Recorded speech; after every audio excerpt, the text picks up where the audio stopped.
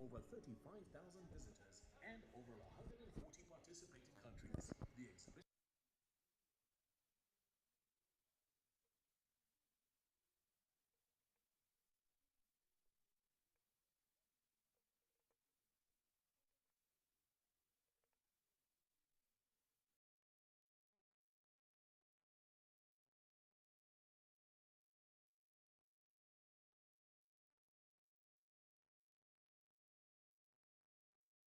industry in Africa to also look forward to.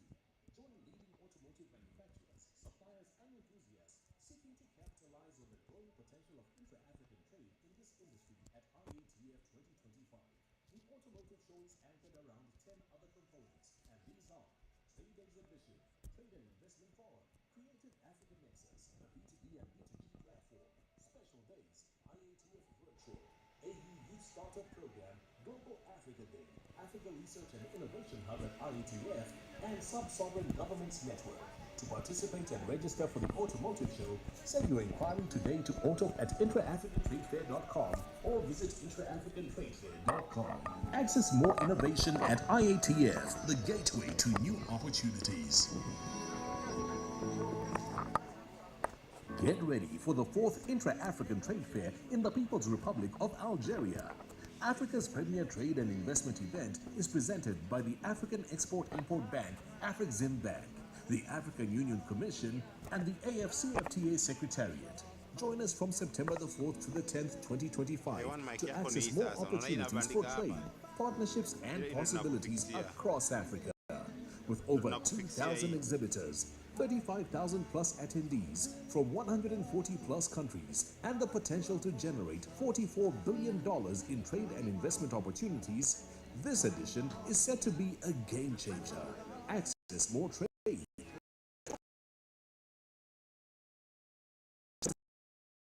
to connect you with sponsors, investors,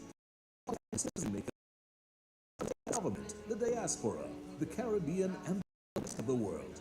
Whether seasoned player or a sub, IATF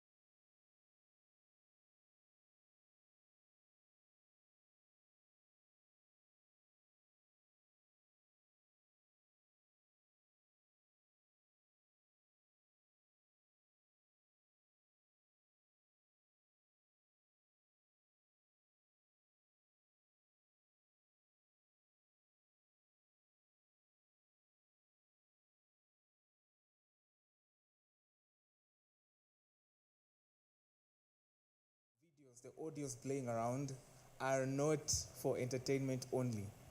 They are good statistics for your conversations where you need to look important and start your conversations with, but those are invitations for you to be in Algiers, Algeria, between the 4th and the 10th of September. Why do we want to start emphasis as early as this? It's because imagine we have less than 3 months to register for this event, sign up, get approvals, get a pavilion in Algiers, process your goods.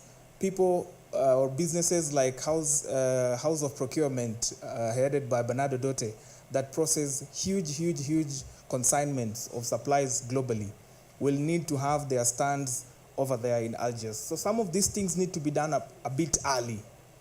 Ladies and gentlemen, kama si sasa, come on, say it with me, kama si sasa, wacha niseme vile munaweza elewa. Kama sio sasa, ni sasa hivi. So I would encourage all of you to please pass by the booths and sign up. And as you can tell, we are set to start. So I'd like to ask you to be on your feet as we welcome our guests so that we may start officially. Karibu sana, Honorable CS, most welcome. And the chief guest, we could give a warm hand clap, to...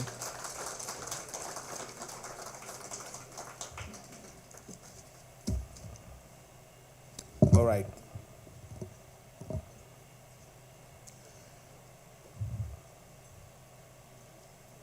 With your permission, Honorable CS, allow me to usher in now a chance for us to sing the national anthem and the Afreximbank anthem.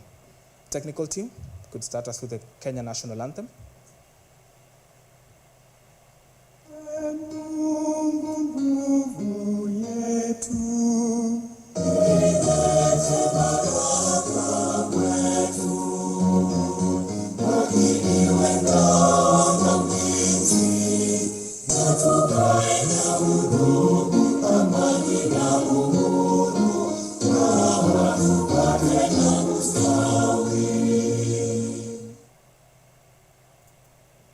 Let's have the Afreximbank anthem.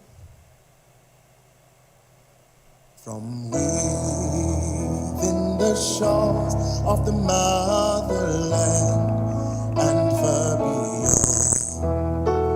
with dignity we rise and we build a bridge for all.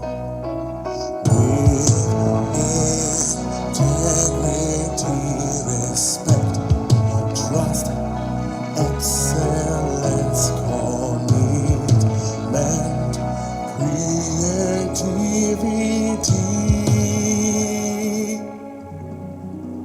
We will build for Africa's prosperity.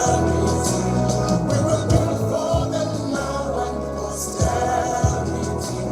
As we standing together, we prevail to forever.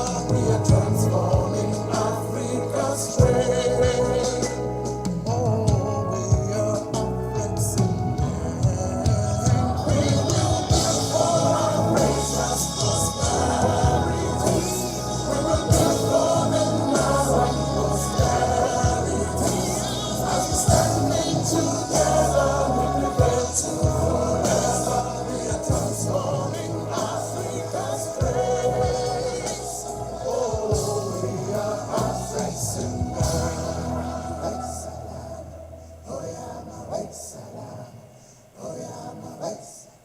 Great, thank you.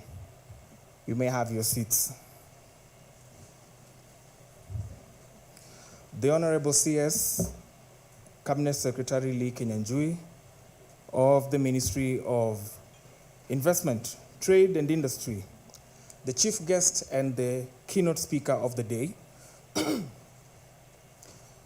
Mr. Haysam Elmayergi, the Executive Vice President, Afreximbank Global Trade Bank, Dr. Gainmo Zanamwe, Director, Trade Facilitation and Investment at Afreximbank, Mr. Matereke, Regional Director, Regional Operations at the Afreximbank, Ms. Lucy Mushoki, Acting CEO, KNCCI, that is the Kenya National Chamber of Commerce and Industry, and the representative for Dr. Ruto, who is the chamber president today. Kahina Tunsi, the first secretary in charge of the affairs of Algerian embassy to Kenya. And Algeria is important here because they'll be hosting this year's fair between the 4th and the 10th of September. Mr. Jas Bedi, the chair of the Kenya Export Promotion and Branding Agency. Ms. Flois Mukabana, Chief Executive Officer, the Kenya Export and Promotion and Branding Agency, I beg your pardon. The business community, private sector players, national delegates, members of the Fourth Estate, my colleagues. Good morning. Habari ya asubuhi. Saubona. You say Yebo, that is South African. Bawani, Nigerians. French speakers, bonjour à tous. Ça va? Ah, merci. It's my honor today to welcome you to the Nairobi IATF Roadshow of 2025. As you may know, the Intra-African Trade Fair is a biannual event that happens, of course, after every 2 years. And this is one of the 4 roadshows that are happening in key African economies, among them Lagos, Johannesburg, Nairobi, and now it's our time to host. Next week, there'll be another one in Accra and Johannesburg, and like that. My name is Brian Jojotieno. I am news anchor, business reporter at NTV, and I will be your MC and moderator for this event. Most welcome once again. I'd like to first start by establishing a bit of housekeeping. Number 1, kindly remember to manage your phones. Keep them either on silent. In fact, zipandishe ndege, ziende Algiers. Put them on flight mode. This is a networking event. Kindly grab a business card of someone who you would wish to do business with. Don't sit with the same person you were with here. I can see my colleagues like Jimmy Mbogo in the media are just seated with the same people they came with. Feel free to move around, grab a contact here and there, and you could stand to gain your next business connection out of it. Wi-Fi has been provided. It is in your guest login details right there. So there's free Wi-Fi from Kempinski. But ladies and gentlemen, as a cybersecurity reminder, kindly do note that you shouldn't access your mobile banking or insurance or your money market funds with public Wi-Fi. For safety, switch over to mobile data and now switch again back to the Wi-Fi in case you need massive internet needs. Last but not least, I want to sing this song here enough times today that you should sign up to be at the IATF in between the 4th and 10th of September this year in Algiers, Algeria. And it is good for you to sign up this early because of the aforementioned issues. I'd like to emphasize that Afreximbank has honored Kenya so much as a key economic region in the African continent to bring a roadshow here. Could we appreciate Afreximbank for that? Just as a, here's why. We are a leader in tech, innovation, in fintech. The startup ecosystem in Kenya is doing robustly well, and much as Africa, for example, lost or rather ceded ground with regard to funding towards startups last year, Kenya remained one of the largest receivers or recipients of venture capital. So that says something about the tech sector, and we shouldn't take that for granted. We are a global processor and a global pioneer in payment processing. So we should be having a pavilion at the IATF. And so, Honorable CS, this is a call to action that we may speed up as fast as possible to be in Algeria. Ladies and gentlemen, I'd like to introduce Sonto. Sonto is somewhere there. She'll be assisting with the registration process. My point of contact will be Miriam. Miriam, where are you? She'll be somewhere around here. If you need to sign up, please approach any of the ushers. They'll be able to wait on you and tell you where to sign up for. Oh yeah, there's Sonto. Yeah, Sonto, please wave. Please pass by that desk, know how to sign up, get your visas on time, get your goods taken to Algeria on time so that we can be there and represent in a big way. But most importantly, I'd like you to enjoy today's session. We have great speeches coming up. We have keynote speeches. We have a wonderful panel that will be telling us just how much we have done as a continent towards spurring intra-Africa trade, but also to give us a reality check that 15% intra-Africa trade, we could do better. You agree? Great.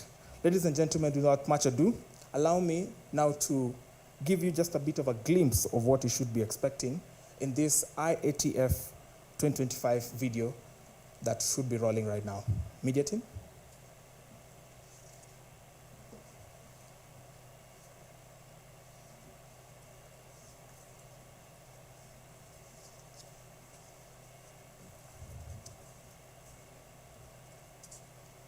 All right, as they get that ready, please tweet, take a picture, talk about this event, let the world know that we're here. I particularly want to pit Kenya against Nigeria because I know Nigeria will come out in a big way at the at the IATF in Algeria. So please, tweet, let them know we are here. Media team, if you're ready.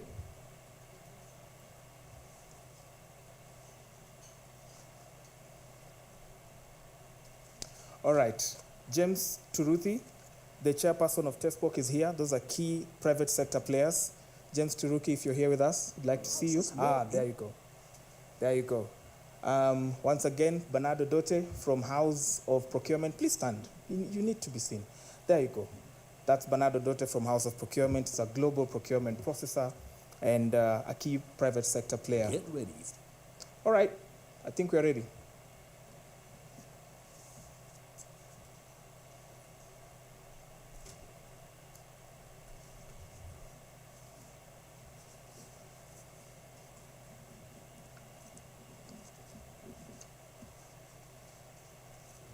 Get ready for the 4th Intra-African Trade Fair in the People's Republic of Algeria. Africa's premier trade and investment event is presented by the African Export-Import Bank, Afreximbank, the African Union Commission, and the AfCFTA Secretariat. Join us from September the 4th to the 10th, 2025 to access more opportunities for trade, partnerships, and possibilities across Africa. With over 2,000 exhibitors, 35,000 plus attendees from 140 plus countries, and the potential to generate $44 billion in trade and investment opportunities, this edition is set to be a game changer. Access more trade. Showcase your products and services in our customized pavilions, designed to connect you with sponsors, investors, partners, and decision makers from business, government, the diaspora, the Caribbean, and the rest of the world. Whether you're a seasoned player or a startup, IATF 2025 opens doors to more connections, collaborations, and growth. Over 7 exciting days, you'll be inspired by distinguished leading speakers from Africa and around the globe and gain valuable insights into the continent's trade and investment landscape, while elevating your brand recognition and showcasing your vibrant range of African products and services. Access more insights. Be inspired by world-class speakers and industry leaders at the Trade and Investment Forum. Learn about trade opportunities under AfCFTA. Tackle key barriers to intra-African trade and gain practical tools through training workshops on exporting, standards, and marketing. Access more creativity. Celebrate Africa's vibrant creative economy at the Creative Africa Nexus, where fashion, music, film, arts and crafts, sports, literature, and culinary arts take center stage. Discover new markets and untapped talent in an atmosphere brimming with energy and innovation. Access more markets. The African Buyers Program and matchmaking sessions ensure meaningful exchanges, enabling businesses to conclude impactful deals. Access more engagement. The Special Day segment is open to countries, private and public sector entities, and offers tailored opportunities for countries and entities to highlight their trade, investment, tourism, and cultural potential. Access more connections.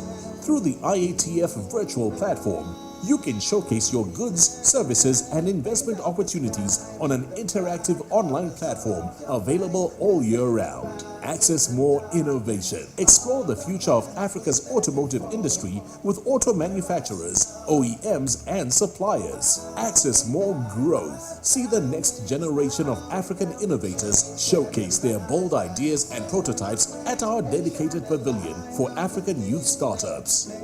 Access more connections. IATF 2025 Global Africa Day will highlight commercial and cultural ties between Africa and its diaspora, featuring a Global Africa Summit, a market, exhibitions, and a distinctly African cultural and gastronomic showcase. Access more expertise.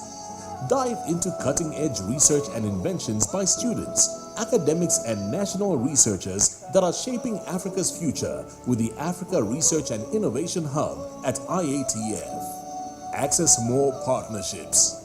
The African Sub-Sovereign Governments Network Conference presents a platform to promote intra-African trade and investment, educational and cultural exchanges, and effective and active engagement on the development of Africa regions in the context of the AfCFTA. Access more of Africa's potential.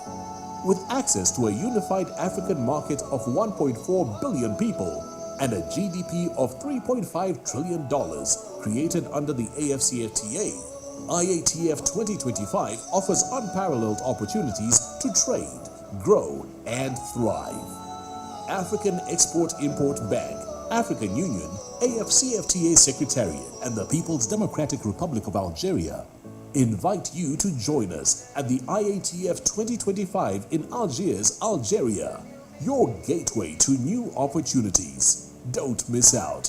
Visit Intra-African-Trade-Fair.com to confirm your participation and access more today. In Kenya we say, ukikosa, utaambia nini? Come on, Kenyans. Ukikosa, utaambia nini? Haya, lisemwalo lipo kama halipo laga. Na ndio hiyo imeshasemwa. I promise that is all the Swahili I know. I am an Otieno, so I won't go past that. But Honorable CS, I think this is just also to continue reiterating the emphasis and the importance of Kenya having a pavilion at Algeria. Please, let's rally together so that we can make it there, so that we can make our voice known. It's not just enough to be a giant in East Africa only, but it's also important to have our voice on the ground and to be understood and to be heard so that we can get to a level playing field with other acclaimed continental leads like Nigeria and the like. And for this year, one of the most interesting things that will be happening in IATF 2025 will be the emphasis on automotive industry. The Kenya Association of Automotive Association is here. Could you just wave? Yeah, there you go. He'll be on the panel at some point. There's a big emphasis on the automotive sector. They also have a pod right there where you could pass by and just go and, yes, that gentleman signaling you over there, that's the one who'd be taking your concerns, requests, and all that. I am particularly, as a techie, I'm particularly interested in the EV section because Ghana is leading in Africa, and that's because they have very progressive policies and laws towards that, like duty-free importation of spare parts and infrastructure development. So how do we also match up as Kenya? But once again, if you need inquiries, if you want to make inquiries, if you want to know how to play a part, Miriam is somewhere there. Miriam, could you please wave? Miriam, there you go. There's Miriam. There's Sonto in a red jacket there. Kindly, if you're a business person, if you're an entrepreneur, reach out to them and know how you can play your part this early because time is not on our side on this one. Ladies and gentlemen, without much ado, allow me now to welcome the CEO of the Kenya Export Promotion and Branding Agency, Ms. Floyce Mukabana, to come and give us her opening remarks. Can I do a bit of incitement? Can I do a bit of incitement? Who ran the world?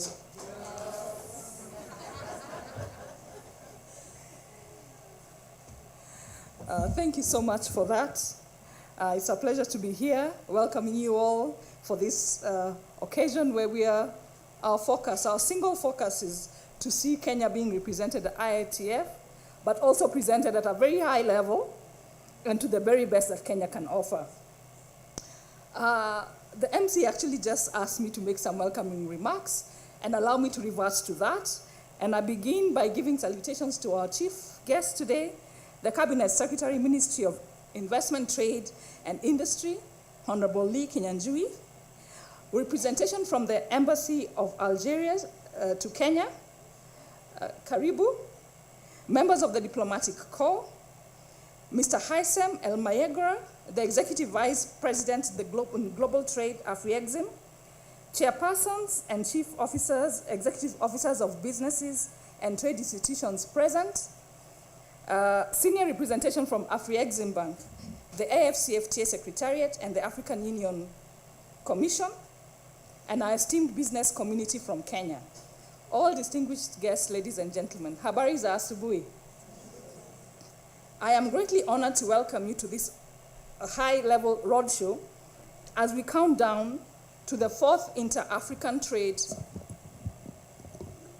Fair, IATF 2025, set to take place in Algiers this coming September. From the onset, allow me to thank the Afreximbank, the African Union Commission, and the African AfCFTA Secretariat for their steadfast commitment to advancing trade within our continent and for convening this important platform in partnership with Kenya. As Kenya Export Promotion and Branding Agency, we are mandated to advance Kenya's position in global trade by promoting exports and enhancing the visibility of our nation brand. And I acknowledge our chair here, Mr. Jas Bedi. We work closely with both public and private sector to ensure that the Kenyan goods and services are competitive, they are compliant, and are compelling in target markets in Africa and beyond. The African continent remains the largest export destination for Kenya, with exports being valued at approximately US dollars 3.1 billion in 2024. Some of the main exports products to the continent include tea, medicaments, and manufactured products.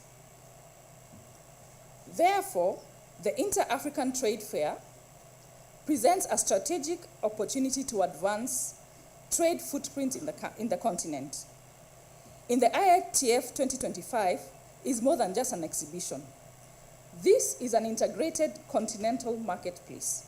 It brings together buyers and sellers, governments, financiers, innovators, and investors from across Africa under one roof. Since its inception, the Inter-Africa Trade Fair has become Africa's premier platform for promoting intercontinental trade and investment. The inaugural edition was held in Cairo in Egypt in 2018, followed by the second one in Durban and the third in Cairo in 2023.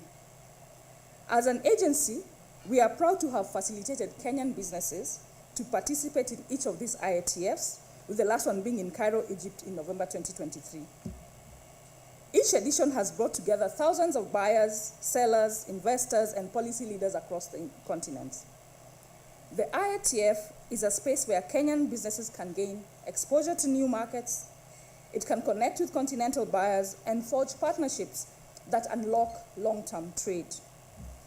For Kenya Export Promotion and Branding Agency, the IATF is a critical platform to allow us to expand the reach of made in Kenya products and services, to profile Kenya as a trade and investment hub, and to support our businesses to tap into the Africa's emerging consumer and industrial demand.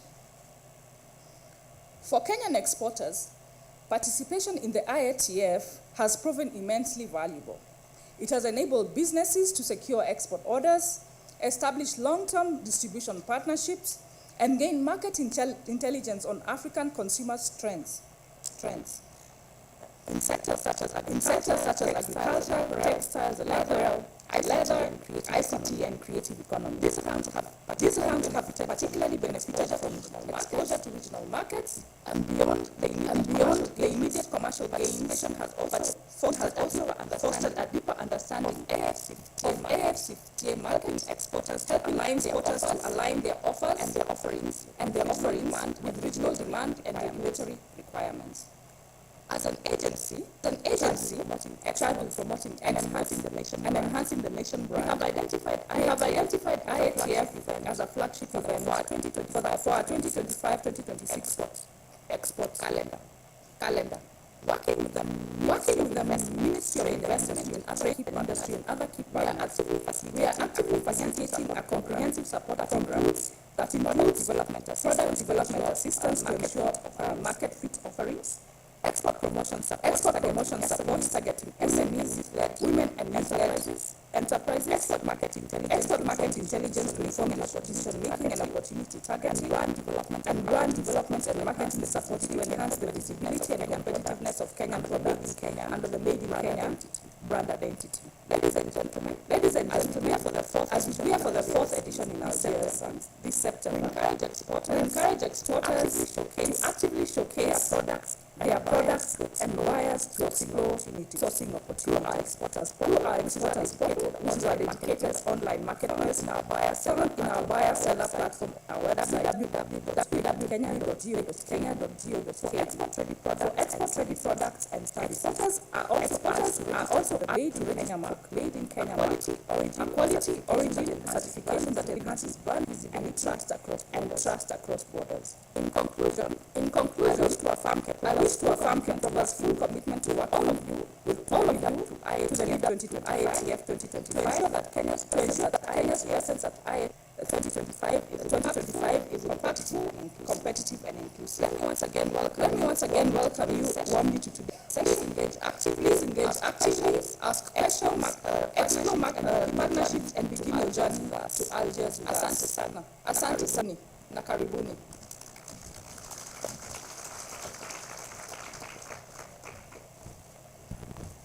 Thank you, Ms. Mukabana, for that. If you want to know that, there's a serious call to Kenya playing a big part in IATF this year is the demonstration of goodwill.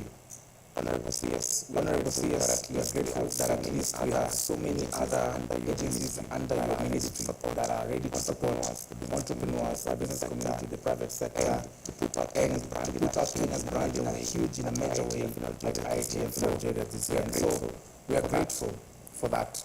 But I'd want to continue with incitement, because I fall within the youth group bracket, or those in Kenya currently known as the Gen Z.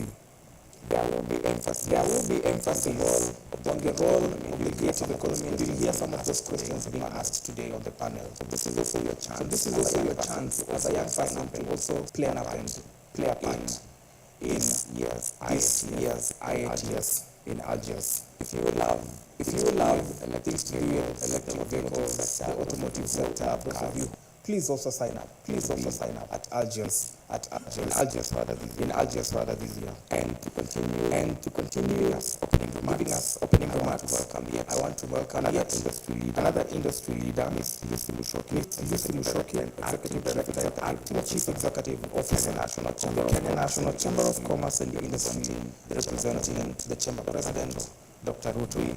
Give her a warm hand as she comes up. Once again, who run the world? Yes, indeed we do. Thank you. Honorable CS, Ministry of Industrialisation, Trade and Industry, meeting the leadership of Afreximbank, presented here today. Fellow business members, and the captain of our industry presented here today, and the rest. Good morning. On behalf of Kenya National Chambers of Commerce, let me say that we are indeed very here with you today at Kenya National Chambers. We are really supporting all of you. Attending this event that will help us to support our business, to meet business and do business with one another. Just a month ago, Kenya National Chambers of Commerce hosted the first World Chambers Congress here in Nairobi. All the chambers representatives across the world were here, and we witnessed the first time in such an event being hosted by us. So it is time for Africa. We are already as Kenya National Chambers, we want to ensure that we keep this momentum.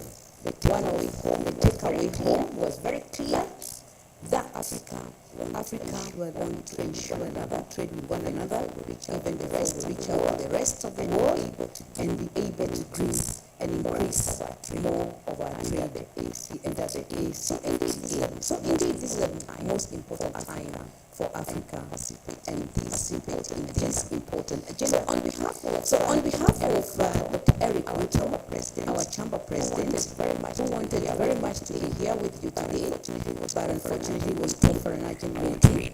I want to read his speech and share his thoughts, encouraging all of you to hold hands and ensure that Kenya, we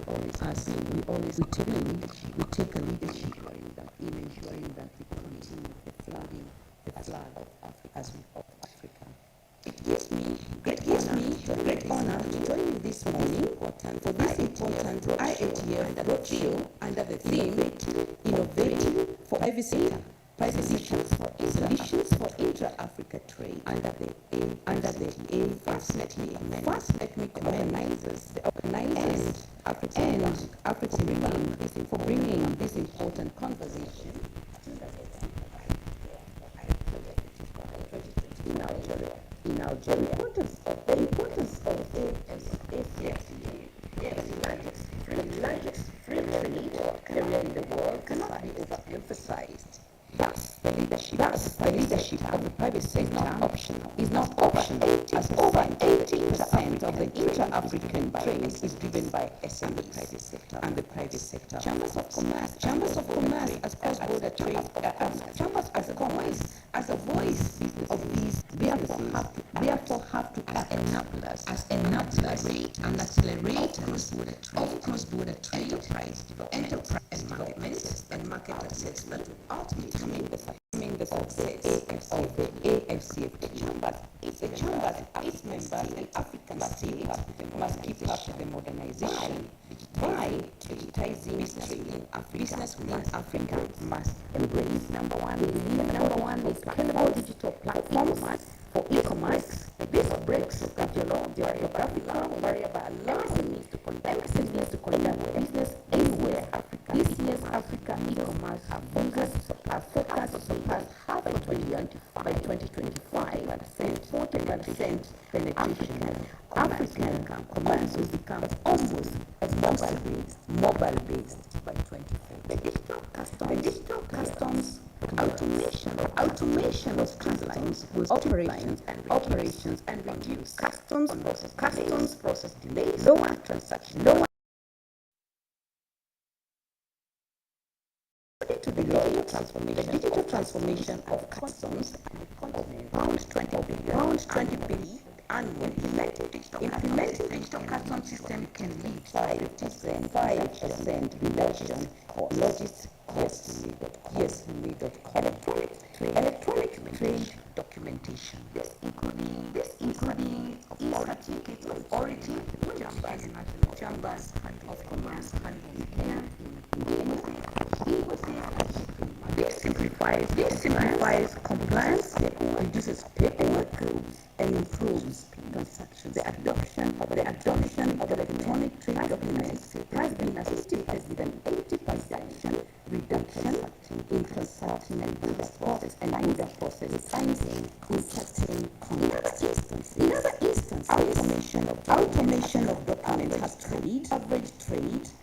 Transaction is from 2 to 3 months to 1 hour. The logistics track, the real-time tracking allows businesses to optimize delivery schedules and supply chain. The African logistics is valued at $150 billion. The volume of goods most likely to exceed 100 million in 2020.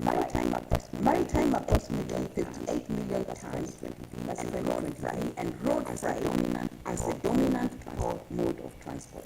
This innovation must include the harmonization of across Africa's so as to allow trade with financing remaining the single biggest barrier to MSME achieving their full financial institution must come up with a new financing model that takes into consideration African diverse and unique realities, special focus towards empowering youth and women enterprises in reality to Africa's demography. These innovations can only be achieved with collaboration by players including governments, businesses, and academia. Honest to heart, the chamber is way ahead in creating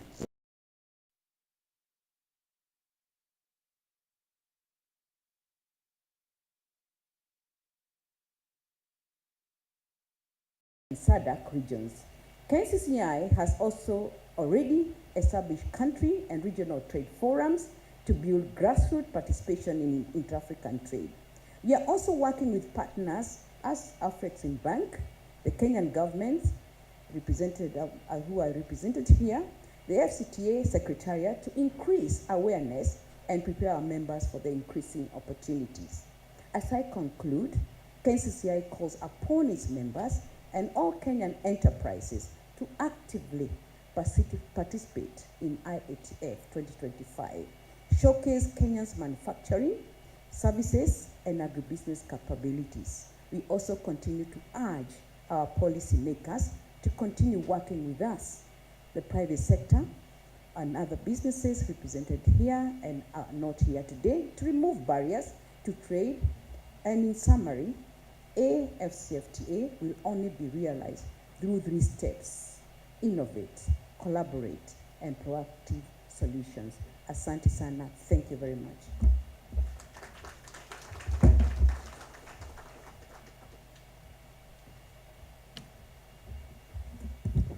Thank you, Ms. Mushoki.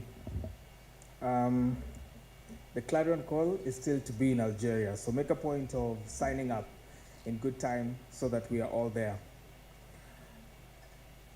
Let me recognize one young man I've interviewed who is an innovator and a startup founder, EV Africa, Jogs Mbugwa. Good to see you.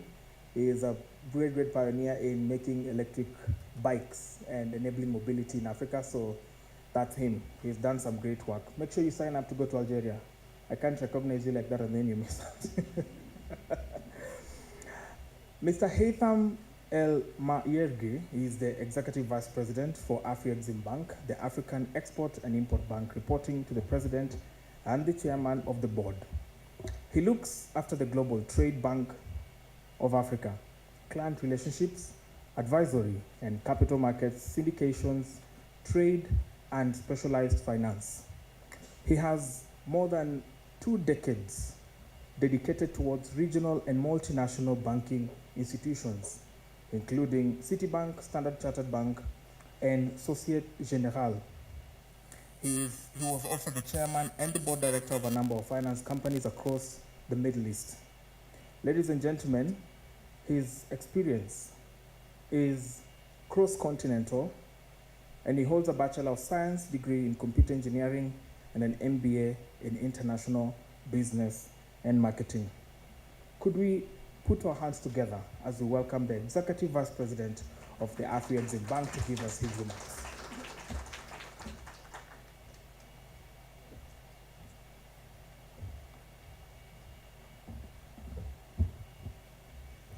Hello, thank you. It's a pleasure to see you all here. So allow me to stand on the existing protocol and start there. It gives me great pleasure here in this morning in the industrial city of Nairobi, a city renowned of its vibrant culture, warm hospitality, entrepreneurial spirit, and the trade industrial hub of East Africa. And let me take this opportunity to thank Honorable Lee Kenya Jui, Cabinet Secretary, Ministry of Investment, Trade and Industry, and other key partners such as Kenya Export Promotion and Branding Agency, Kenya National Chamber of Commerce and Industry, Kenya Private Sector Alliance, Kenya Association of Manufacturers, among others, for graciously joining hands in Afreximbank to galvanize and mobilize Kenya business community to participate in the key high-level roadshow on Intra-Africa Trade Fair scheduled to be held in the 4th till 10th of September in Algiers, Algeria. Ladies and gentlemen, as the largest economy in East Africa and the gateway to East Africa and Central Africa, Kenya is a vital leadership role to promote intra-Africa trade and investment, which key pillars to the success of the AfCFTA. Under its current strategy, Afreximbank is championing the facilitation of intra-Africa trade through a strong partnership with the AfCFTA Secretariat and the African Union Commission to ensure successful implementation of the AfCFTA, which is the Free Trade Agreement of Africa. Kenya is a key member of the bank and a shareholder. The bank seeks to support Kenya's exports, manufacturing capabilities, as well as domestic and continental supply chain to facilitate the country contribution to trade in East Africa regions and across the African continent. Afreximbank has continued to support the African economy, but most especially the Kenyan economy, over the last decade. Afreximbank has provided financial support in excess of $3.2 billion to Kenya through the range of interventions starting towards public, private sector, and power, aviation, health sector, as well as import of essential commodities. In line with the bank's developmental mandate, Afreximbank current pipeline of transactions stand at more than $1 billion across export, manufacturing, as well as services sectors of the Kenyan economy. Strategically positioned in East Africa and home to over 56 million, actually I read the World Bank in the morning, I think we're touching 57 million now, people, Kenya has rapidly emerged as a major force in financial innovation, both within the region and across Africa. Nairobi now boasts the flourish the tech ecosystem, a network of fintech and digital infrastructure across the continent, which attracts global and technology and firms to invest and establish a presence in the country. These investments are more than symbolic. They reflect the strong momentum building within Kenya's fintech sector, and Afreximbank believes there are tremendous opportunities for exposing those talents to the rest of the African continent and enable the Kenyan youth to find opportunities to invest and expand across the Kenyan continent. IATF2025 provides Kenya with the opportunity to showcase the strides that the fintech sector has made and opens the opportunities for sectors and other sectors to identify opportunities for expansion in Africa. Ladies and gentlemen, the fourth edition of the Intra-Africa Trade Fair, IATF2025, is taking place under the theme Gateway to New Opportunities, and will seek to spotlight Africa's trade and investments, immeasurable opportunities presented by African Continent Free Trade Agreement. This could not be more opportune given the entry into the force of the Continental Free Trade Agreement, a flagship initiative under the agenda of 2063 of the EU, and creating the integrated market for goods and service, and catalyze the innovation on the digital age and unlock trade, investment, and industrialization potential for the continent. The holistic signature of AfCFTA agreement just over 5 years ago, followed by the speed and volume of ratification, which saw the agreement enter into force 30th of May 2019, is nothing short of remarkable and demonstrate Africa's collective will to overcome the historic fragmentation and isolation of economic and open new chapter in Africa development.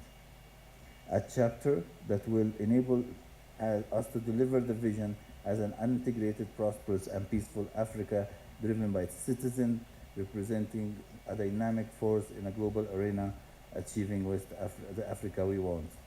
The AfCFTA has created the world's largest free trade area by number of participating states since creation of the World Trade Organization United as a single market, the AfCFTA creates a market of 1.4 billion people with a combined GDP of 3.5 billion, making it the fifth largest economy globally in terms of GDP.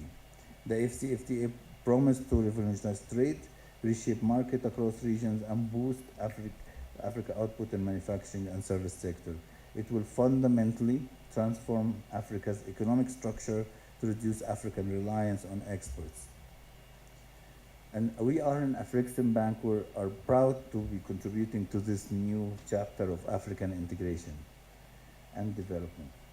In doing so, Afreximbank has developed a number of financing and facilitating instruments to support intra-Africa trade under the AfCFTA.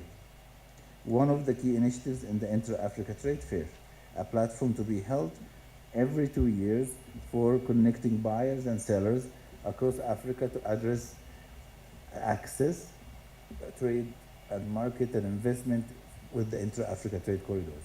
For instance, as a result of the lack of information on African production and supply, countries like Tunisia, Morocco, South Africa import excess of around 400 million worth of leather products, mainly from Europe and South America, while countries like Ethiopia, Kenya, and Sudan, which have the supply capacity to make substantial part of this demand, continues to export their leather products to markets in Europe and Asia.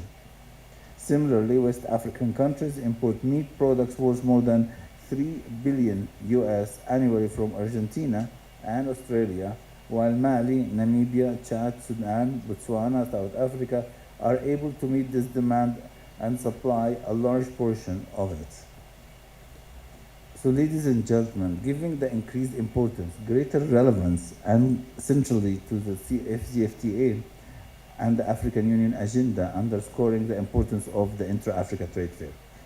As a continental initiative to implement the AfCFTA, and IATF has been endorsed as the AfCFTA marketplace as an AU event with accompanying AU summit decisions. In particular, the AU summit in February 2024 welcomed the impact of IATF in African trade and agreement signs between member states in various sectors.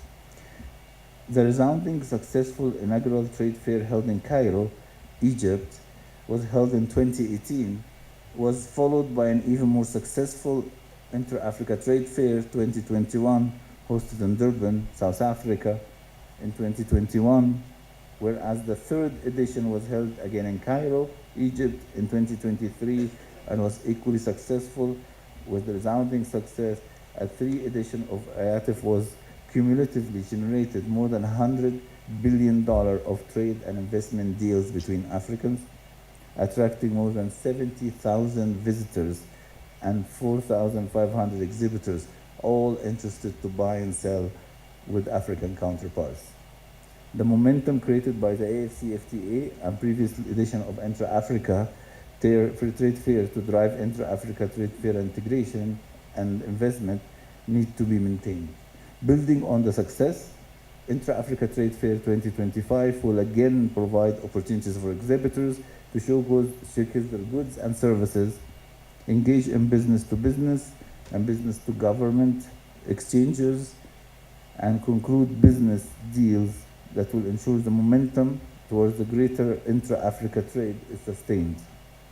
With our partners, the African Union, AfCFTA Secretariat, and our host, the government of Algeria, IATF 2025 promises to be bigger and better.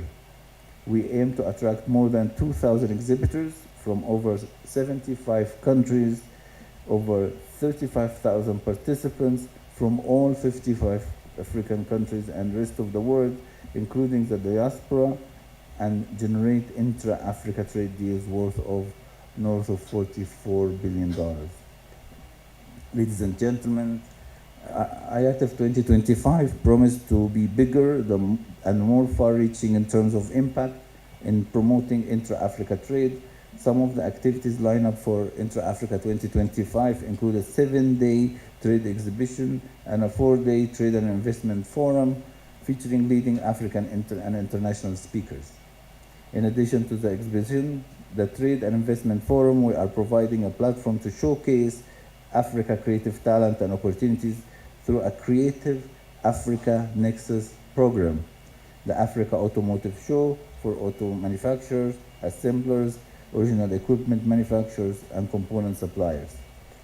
Special days will also be held dedicated for countries as well as public-private entities to showcase trade and investment opportunities and tourism and cultural attraction, as well as Global Africa Day to highlight the commercial and culture ties between Africa and its diaspora, featuring a diaspora summit, market, and exhibition.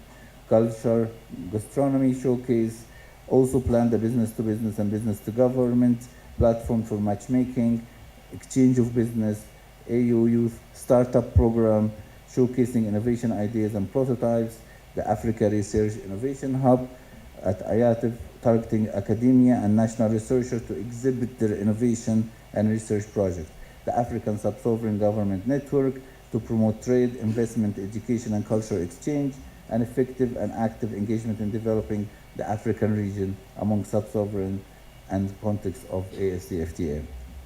Also taking the Intra-Africa Trade Fair 2025 to Africa and the world through the virtual platform. The virtual platform, or IATF virtual platform, which allow exhibitors to showcase their products and service and engage potential clients in a digital environment. We are in implementation phase of the AfCFTA Intra-Africa Trade Fair has increasingly become the premier platform to ensure that market access opportunity created by agreement are translated into real business transaction and drive intra-Africa business. It is though such platform, the Intra-Africa Trade Fair, has able to be engaging, share information, ideas, also cooperate to drive inclusive economic growth and find new partnership. So ladies and gentlemen, as I conclude, I would like to reiterate that Afreximbank would stand firm in our commitment to support intra-Africa trade and investment. In so doing, we are ready to support the government of Kenya and the private sector to ensure that there are adequate resources, both financial and non-financial, in place to not only adapt to the world of continued turbulence in trade but non-trade measures, but also to thrive in the new business environment created by the AfCFTA. We all know that Kenya hosted the first all-African trade fair after the AU decided to host it in 1972. And this is a re-emergence of the same concept of the Intra-Africa Trade Fair, where we want to see Kenya there, want to see Kenya demonstrating their digital muscles, how to export it into the rest of the African world, use our platform for payment cross-border in local currency, where Kenya can start to offer their products in other countries in their local currencies, beating all their international competitors. We're having all this tool paved for a successful participation of the Kenyan delegation and businesses. So I invite you all to join the Intra-Africa Trade Fair 2025 to help us realize the vision of an integrated and prosperous Africa. See you in Algiers in September 2025. I thank you all. Thank you.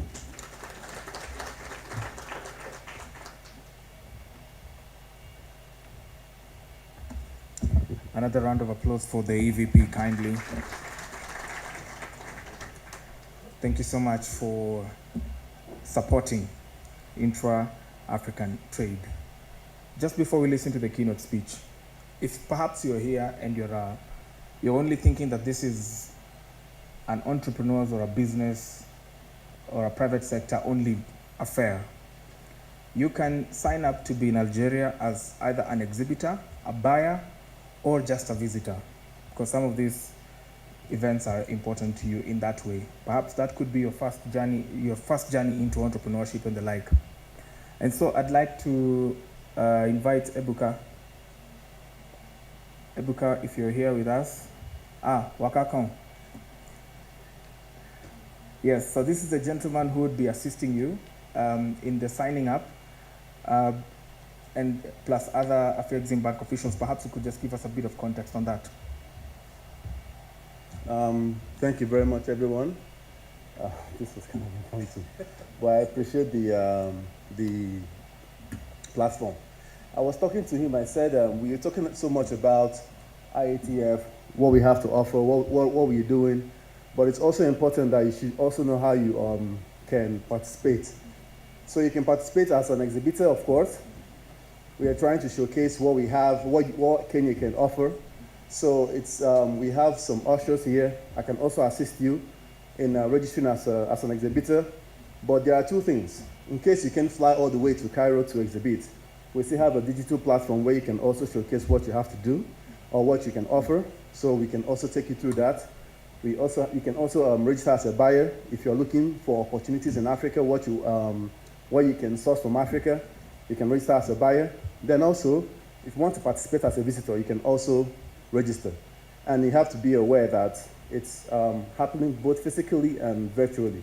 So we have a community of physical exhibitors, physical buyers, and virtual buyers and virtual exhibitors.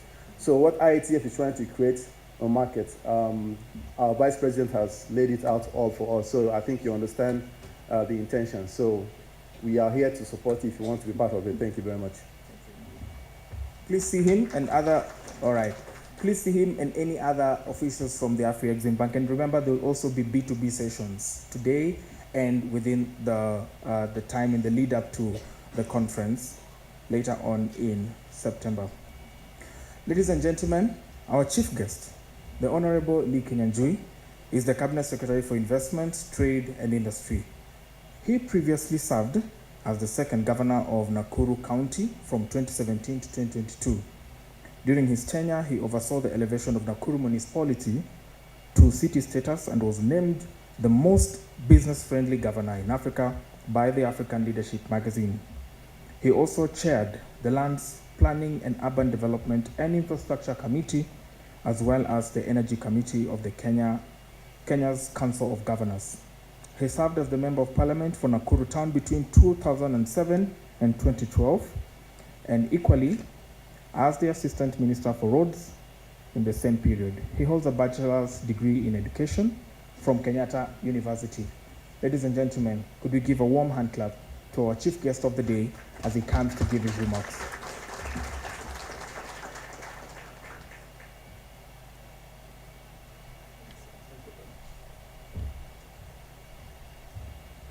So thank you very much. Allow me to stand on the already established protocols and indeed to thank the Afreximbank for this roadshow really to popularize the many things we're trying to do and the trade fair coming up in Algeria. And I really want to encourage the Kenyan companies that are here that have something to showcase, kindly participate in that. I also want to take this opportunity also to confirm that Kenya now as a country will be participating, and we would want to encourage Kenyan companies, manufacturers, the fintechs that are here, the electric vehicle companies and bikes that are around here, manufacturers of the same, to participate. And also to say that the solutions to Africa lie in Africa.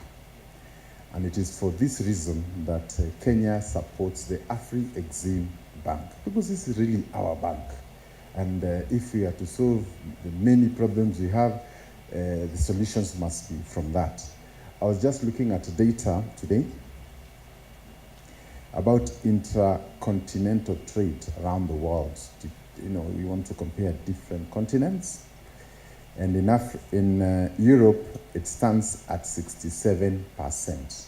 This is trade between partner nations within Europe. In Asia, it is at 60%. In the Americas, it is at 46%. And in our motherland, our mother continent, we are at 15%. So if you hear your brothers and sisters are boarding those ships across the Mediterranean to go and work in Europe, it's because we are not trading among ourselves. There is no business we are creating among ourselves. And if the intra-Africa trade is 15%, it means 85% is from outside. So we are literally robbing ourselves. We have an opportunity. For example, M-Pesa is one of Kenya's greatest products. Why can't we spread it across Africa to be the default platform across Africa? We are importing wheat sometimes from very far. And our neighboring country, Ethiopia, has a surplus.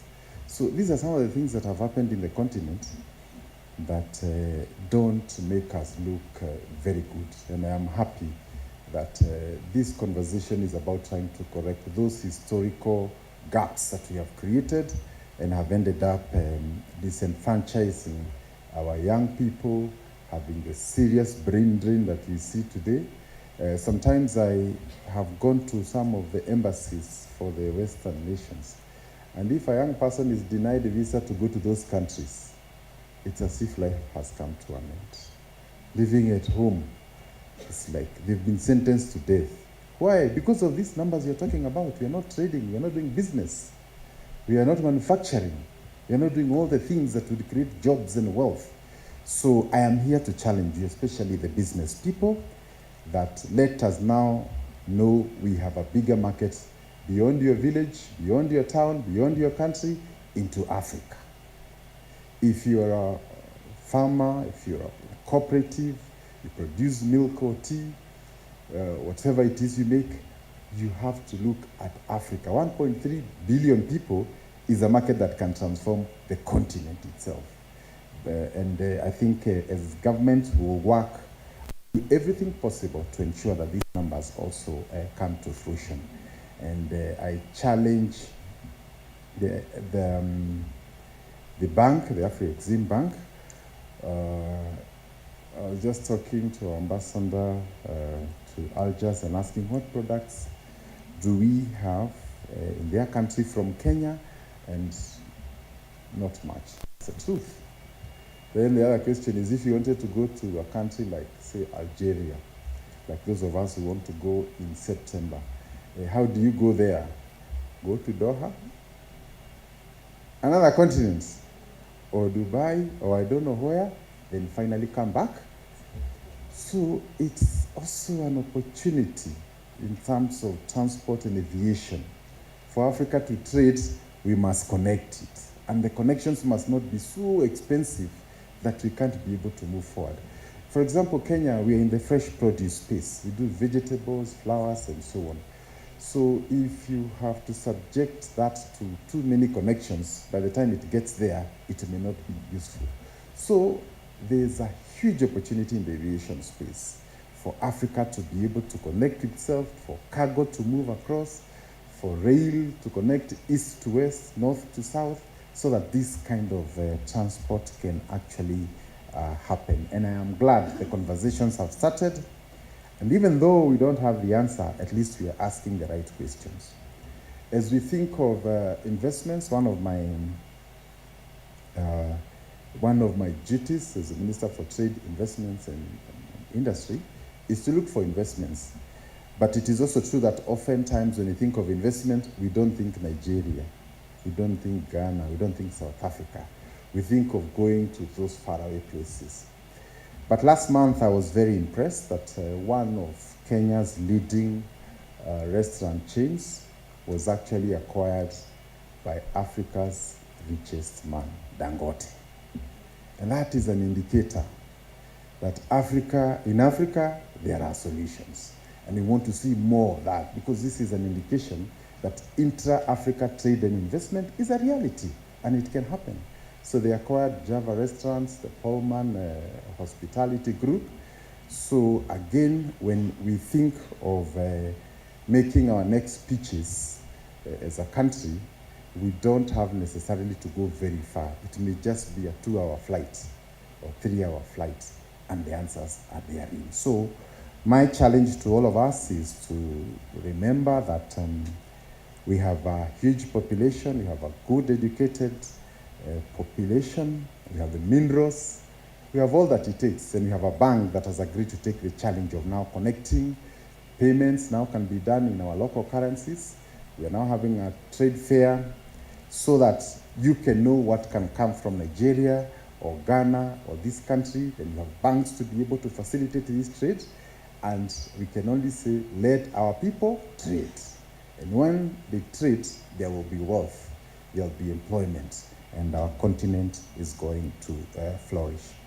Allow me to end by saying that Kenya has distinguished itself as really the savannah for Africa in terms of the tech, not just in Kenya but within the region.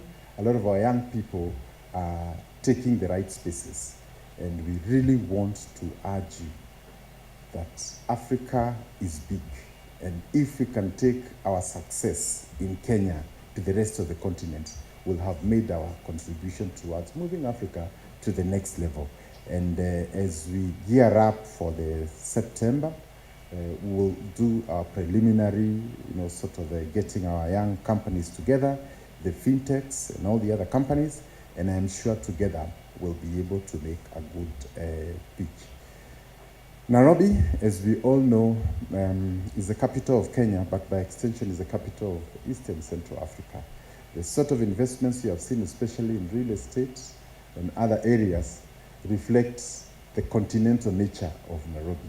Some of the developments you see here are like 50% Kenyan, and the other 50% is from investors from across Africa. It could be Somalia, it could be Ethiopia, it could be even Ghana, all those places. And I think this is a conversation we want to encourage. And I believe that will help us to drive poverty out of Africa, create jobs, and instill dignity to our people. Thank you, and may God bless you all.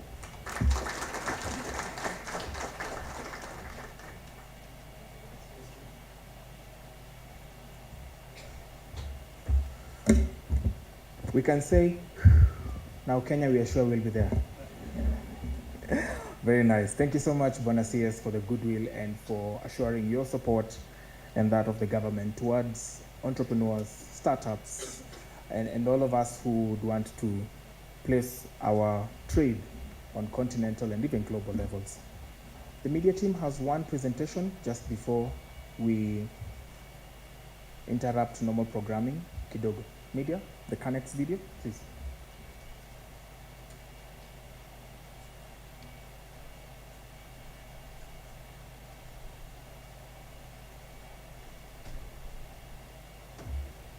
As that happens, allow me to remind you that we have an emphasis on the automotive sector.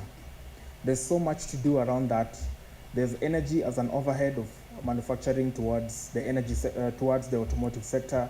There's spare parts. There is the minerals that are mined from Africa, which we need to also channel into that sector. Ladies and gentlemen, please find a way of playing a part in this year's conference, because that would be a key part of emphasis. So be sure to get that. Media team, ready? Connect Weekend 2024!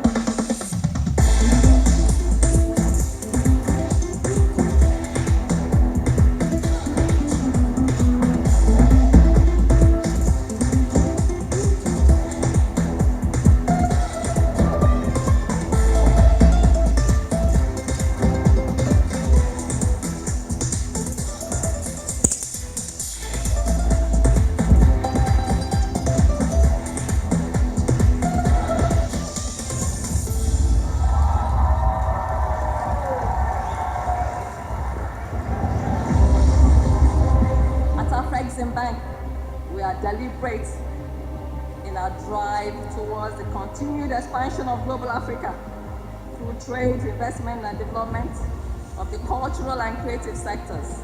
Together, as Africans, we're a collective force, united in our diversity, driven by the richness of our cultures, and bound by a shared purpose. Purpose to create a better world for ourselves and for the generations to come. Our destiny is firmly in our hands. Welcome to Connect Weekend. Welcome to Algiers. Welcome to Algeria.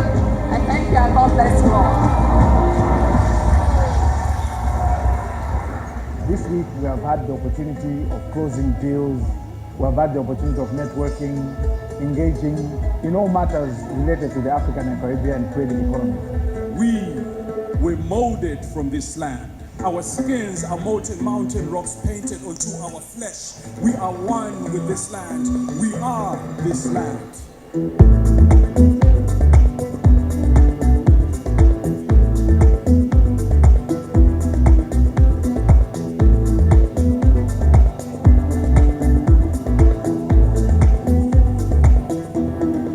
Afreximbank has been doing an amazing job in advocating for the creative industries, and I really commend it to them because they took a chance on us. Afreximbank came in, shed light on us, put in their money, and now they're even making other people look at the creative industries like, oh wow, this is an industry worth investing in. Since its debut 4 years ago, the Cannes Weekend and the associated Cannes at Intra-African Trade Fair have become important events in the calendar of global Africa's creative industry. Cannes Weekend is an essential prelude to the 4th Intra-African Trade Fair, which will be held in this beautiful city in September next year.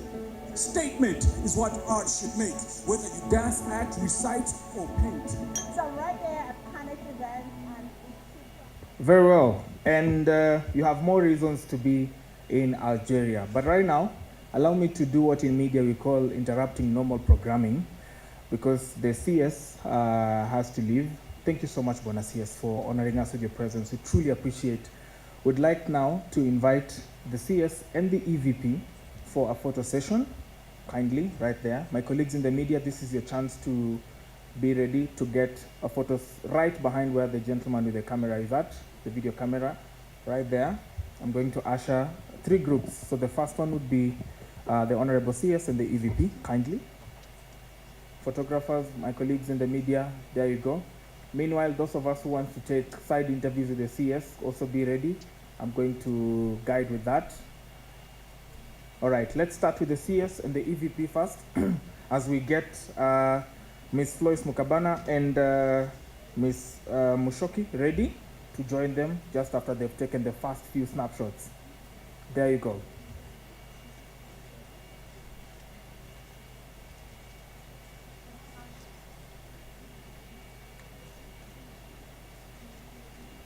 All right, so let's introduce some gender balance within that. Please, ladies. Up next, our panelists should be ready to also go and take a photo right there.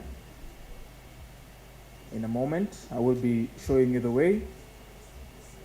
There you go. That's going on well. Thank you. Thank you so much.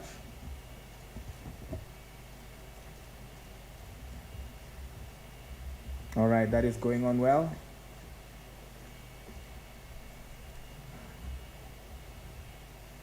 All right, great. I think that session is done. So, Honorable CS and EVP, you may exit. Oh, the panel. Okay, great. Panelists, please. And then we'll have one with you only. Yep, you can join them. Yes, please. Yeah.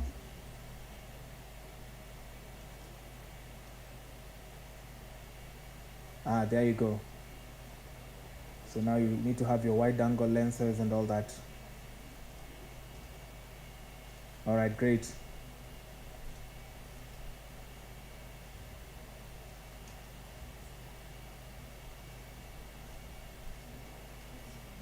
All right, so Miriam, kindly show them where they'll be taking the interviews. Thank you so much. Let me have the panelists back as the Honorable CS makes his exit on volition.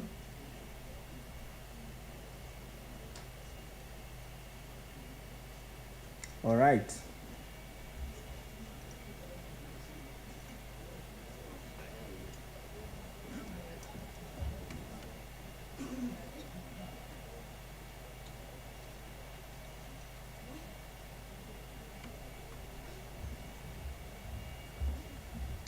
All right.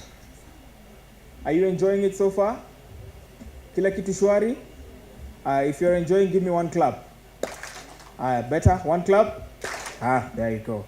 So now is that time.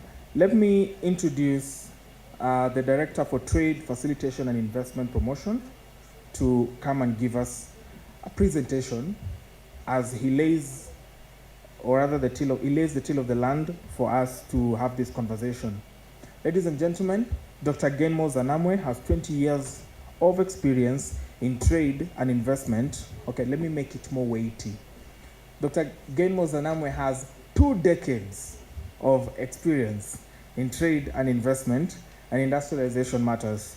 He joined Afreximbank in 2016 as a senior manager. Before this, he worked as the regional trade advisor under the Commonwealth Secretariat, Hub and Spokes, and was posted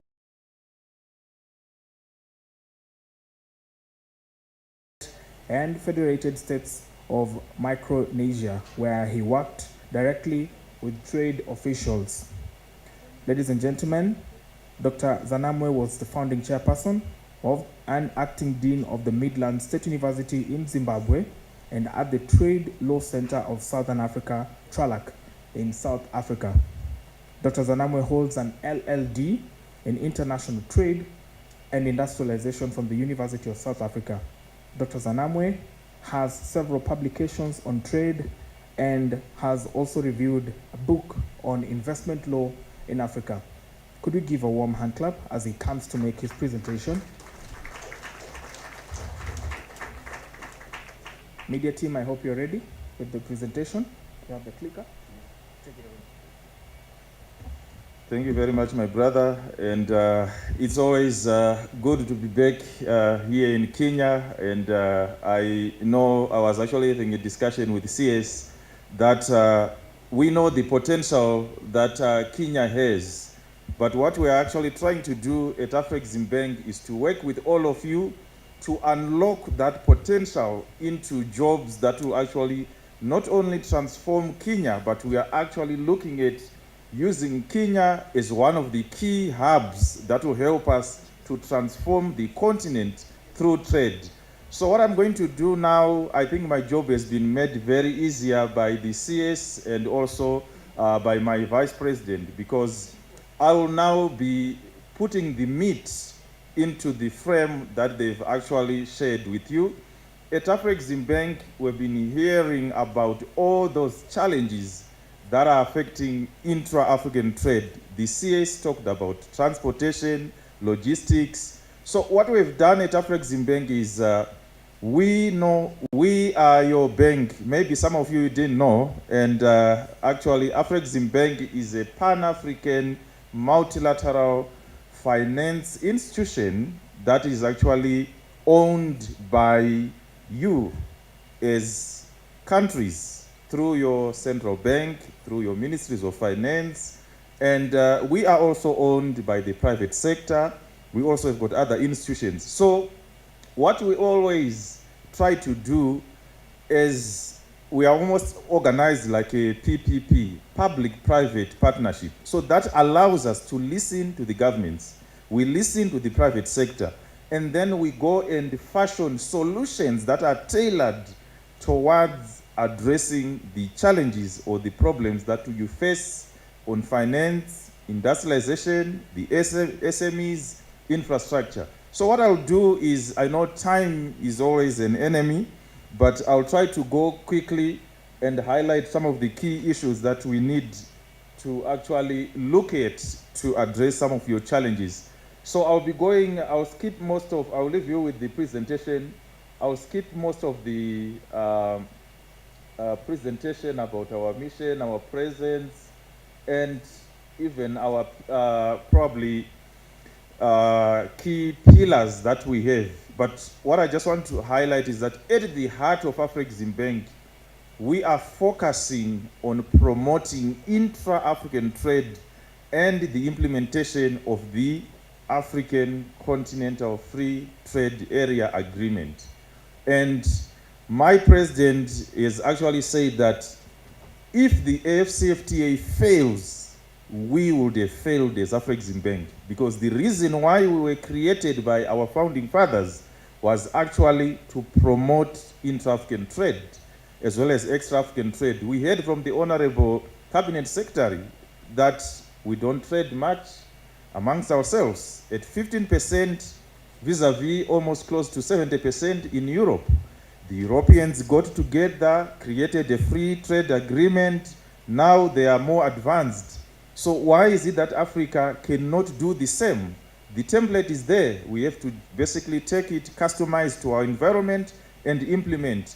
So at Afreximbank, we actually put the problems into largely three main issues. There are those that deal with the logistics, there are those that deal with the financing, and we've also been using technology to try and deal with those challenges. If you look at this slide, what it shows you is that, like what the CS was saying, we are importing a lot more outside Africa. Just look at the pharmaceuticals. Almost 96% of that is coming outside Africa. So what is it that we can actually do to address that challenge? We had the CS talk about putting a manufacturing. I think the media, don't move the slides, I can move them here. So I'll drive them from here. So the CS was actually talking about driving the key sectors. One of them is the pharmaceutical. You can actually do more in terms of establishing pharmaceutical plants here in Kenya. We saw it in COVID. If you don't do it, you are on your own.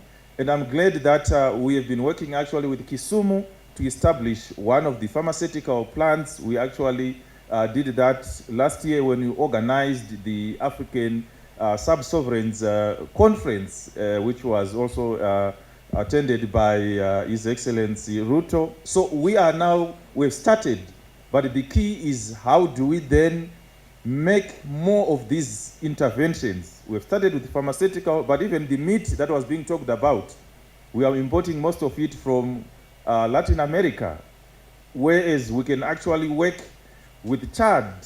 Chad is the same number of cattle as Australia, which is almost a 15 billion industry in Australia, but in Chad, it basically doesn't contribute much. So these are some of the issues that we'll be addressing. And we now have the AfCFTA, which we believe at Afreximbank is a game changer.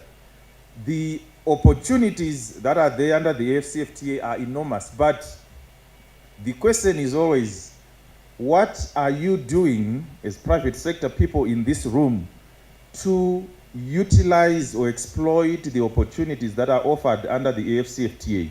So if anybody is interested in that, you have to listen to what I'm going to say, because we are going to give you have no choice. You have to listen to benefit. By the way, my name is Gain More. The gain is not for me, it's for you. If you listen carefully, you'll gain more. So let's get started.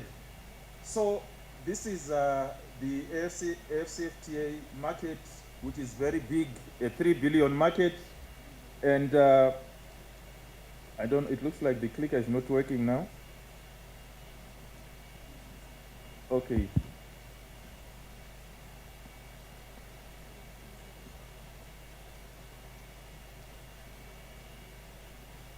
All right, can somebody move? Yeah. Yes, yeah. Is this one?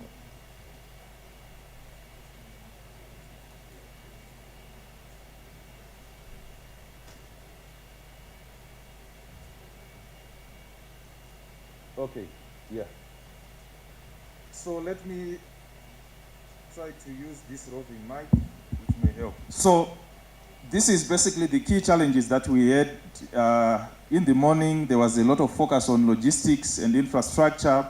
And I will tell you exactly what we are doing at Afreximbank to fix the logistics challenges and also the transport challenges. People always say in Africa, the big challenge is infrastructure. We agree at Afreximbank that it's infrastructure, it has to be fixed. But we see it as a generic problem. So if we have the current infrastructure and we can move almost $1 trillion of goods outside, the 85% is moving with the same infrastructure going outside. Why is the same infrastructure not moving trade amongst ourselves?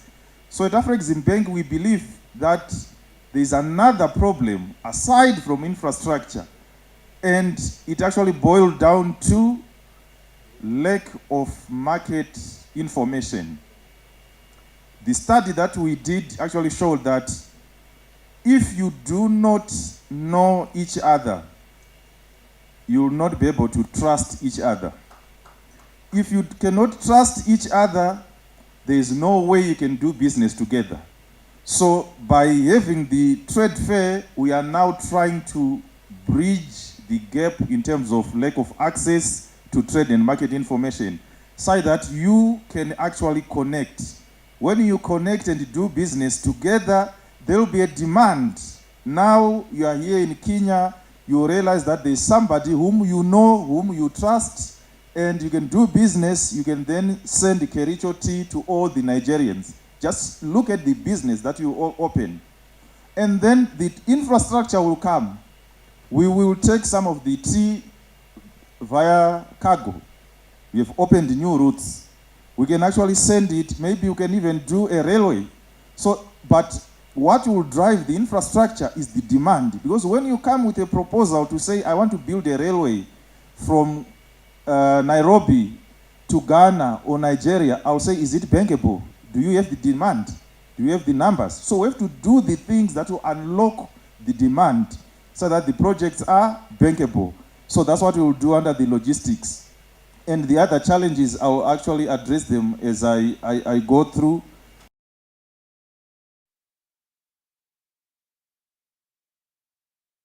And also the support that Afreximbank has been providing to a number of players. So these are some of the key products that we have. And we were very deliberate in coming up with financial interventions that will support the AfCFTA. We've put in place a number of initiatives to actually support value chains, AfCFTA-led value chains. One of them was in the automotive sector. We are now getting into agro. And at Afreximbank, we also actually deliberately targeted the financing of intra-African trade. Before we established a dedicated function in the bank to focus on intra-African trade, our portfolio in terms of the share of our financing that was going to intra-African trade was less than 3% in 2016. But when we established a dedicated function, that share of intra-African trade is now increased from 3% to almost 30%, which shows that if you focus on intra-African trade and provide finance, you can actually increase intra-African trade. And we did that by disbursing over $20 billion between 2017 to 2021.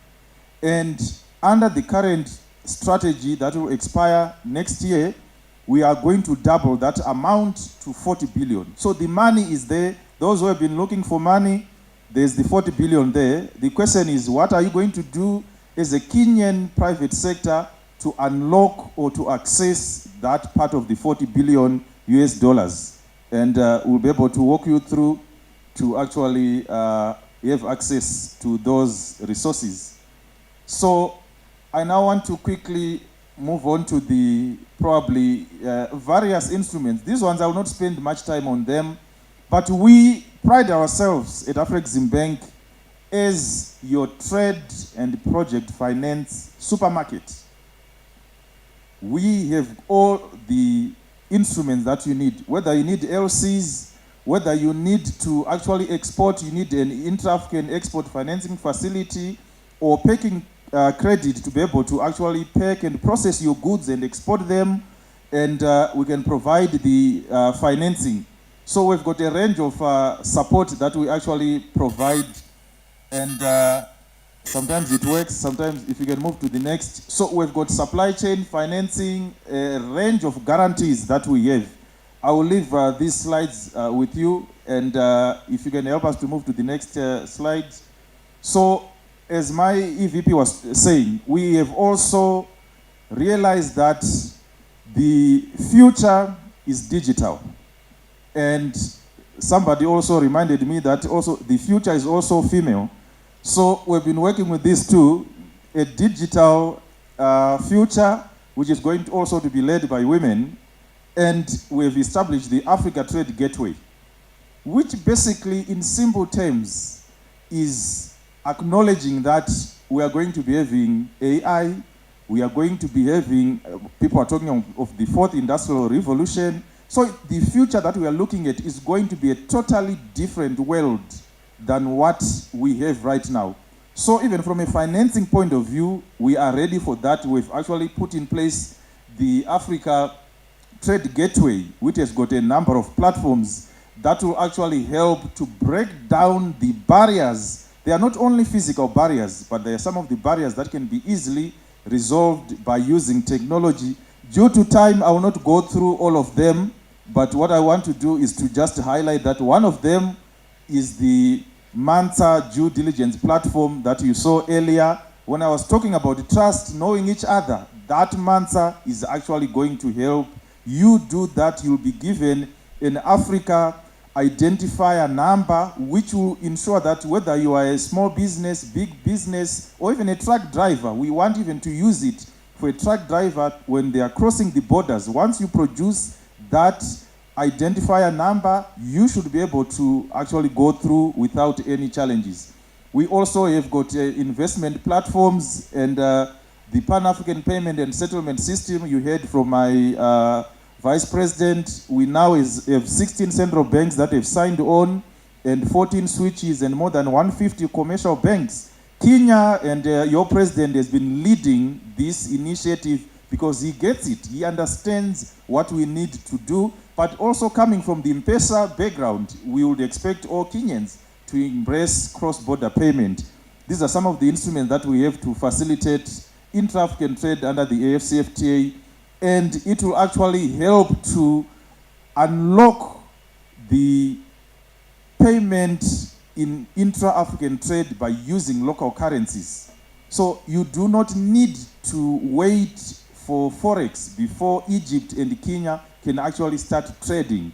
There was a challenge in the, probably before, where Kenya was exporting tea to Egypt. Egypt didn't have the US dollars to actually pay, and then trade couldn't happen. But using PAPS, you can export your tea and then you get paid in Kenyan shillings. Egypt can pay in Egyptian pound. That will allow intra-African trade to take place, and you actually save about 5 billion annually. You do not need the money to first go somewhere and then come back to the continent. So these are some of the things that we are working on, and we've also established the African Currency Marketplace, which enables the likes of KQ, when they're actually doing business throughout the continent, sometimes their money is actually stuck up in other countries. So through this marketplace, they will be able to actually do some trade and get their money repatriated to Kenya, and there will be some exchanges that can take place. If you go to the next slide, this is an illustration of how the entire ecosystem will work. So we talked about market intelligence, or getting to know what other African countries are producing. You can actually start from the Africa Trade Exchange, or you can go to our Trader Intelligence or ATEX to actually get to know who are the buyers who can buy your products. Once you identify the buyers, we will then take you to our Manta, which is our due diligence platform, and then when you've completed the KYC, you are issued with your Africa entity identifier, then we can actually move to the next stage, and it will be an exporter or an importer that wants to actually access financing.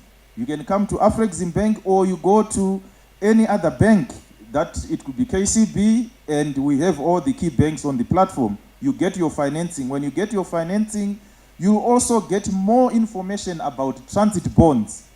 When you are moving goods through a number of countries, you can actually also access the transit bonds, and you also have access to the regulatory platform, which will tell you that if you want to export your tea now to Morocco and not Egypt, what are the regulations in Morocco? They are different from Egypt. If you want now to take some of your coffee to Algeria to ensure that during the trade fair you also be having a good time with your coffee, you can actually go to that regulatory platform and get the details, and you can then look at payment through PAPS. the Pan-African Payment and Settlement System, you can then do the payment using local currencies. So we really need to take off the foreign jackets, the foreign language, the foreign currencies, and basically ensure that, as the Cabinet Secretary said, we look at African solutions to African problems. This is what this ecosystem, Africa Trade Gateway, does. If you can move to the next, Yes, this is actually my favorite. You were talking about automotive, and we call them new energy vehicles. So these are some of the things that we're actually looking at. I believe in leapfrogging, like what you did under M-Pesa. This is the same thing that we're also trying to do under the automotive sector. Others are saying, no, we need to crawl. Yes, there will be always an opportunity to manufacture ICE vehicles that we are currently, so that opportunity will always be there.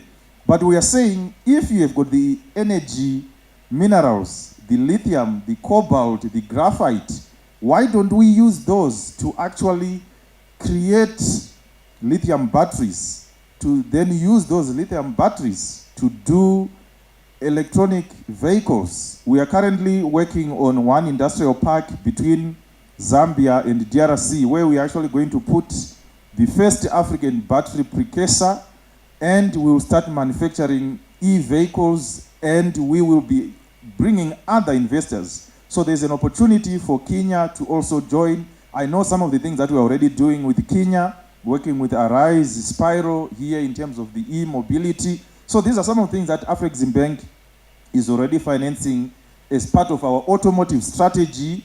And we also worked with the African Union and the AfCFTA Secretariat. We developed a continental automotive strategy, and my brother Ashit will give you more details about that.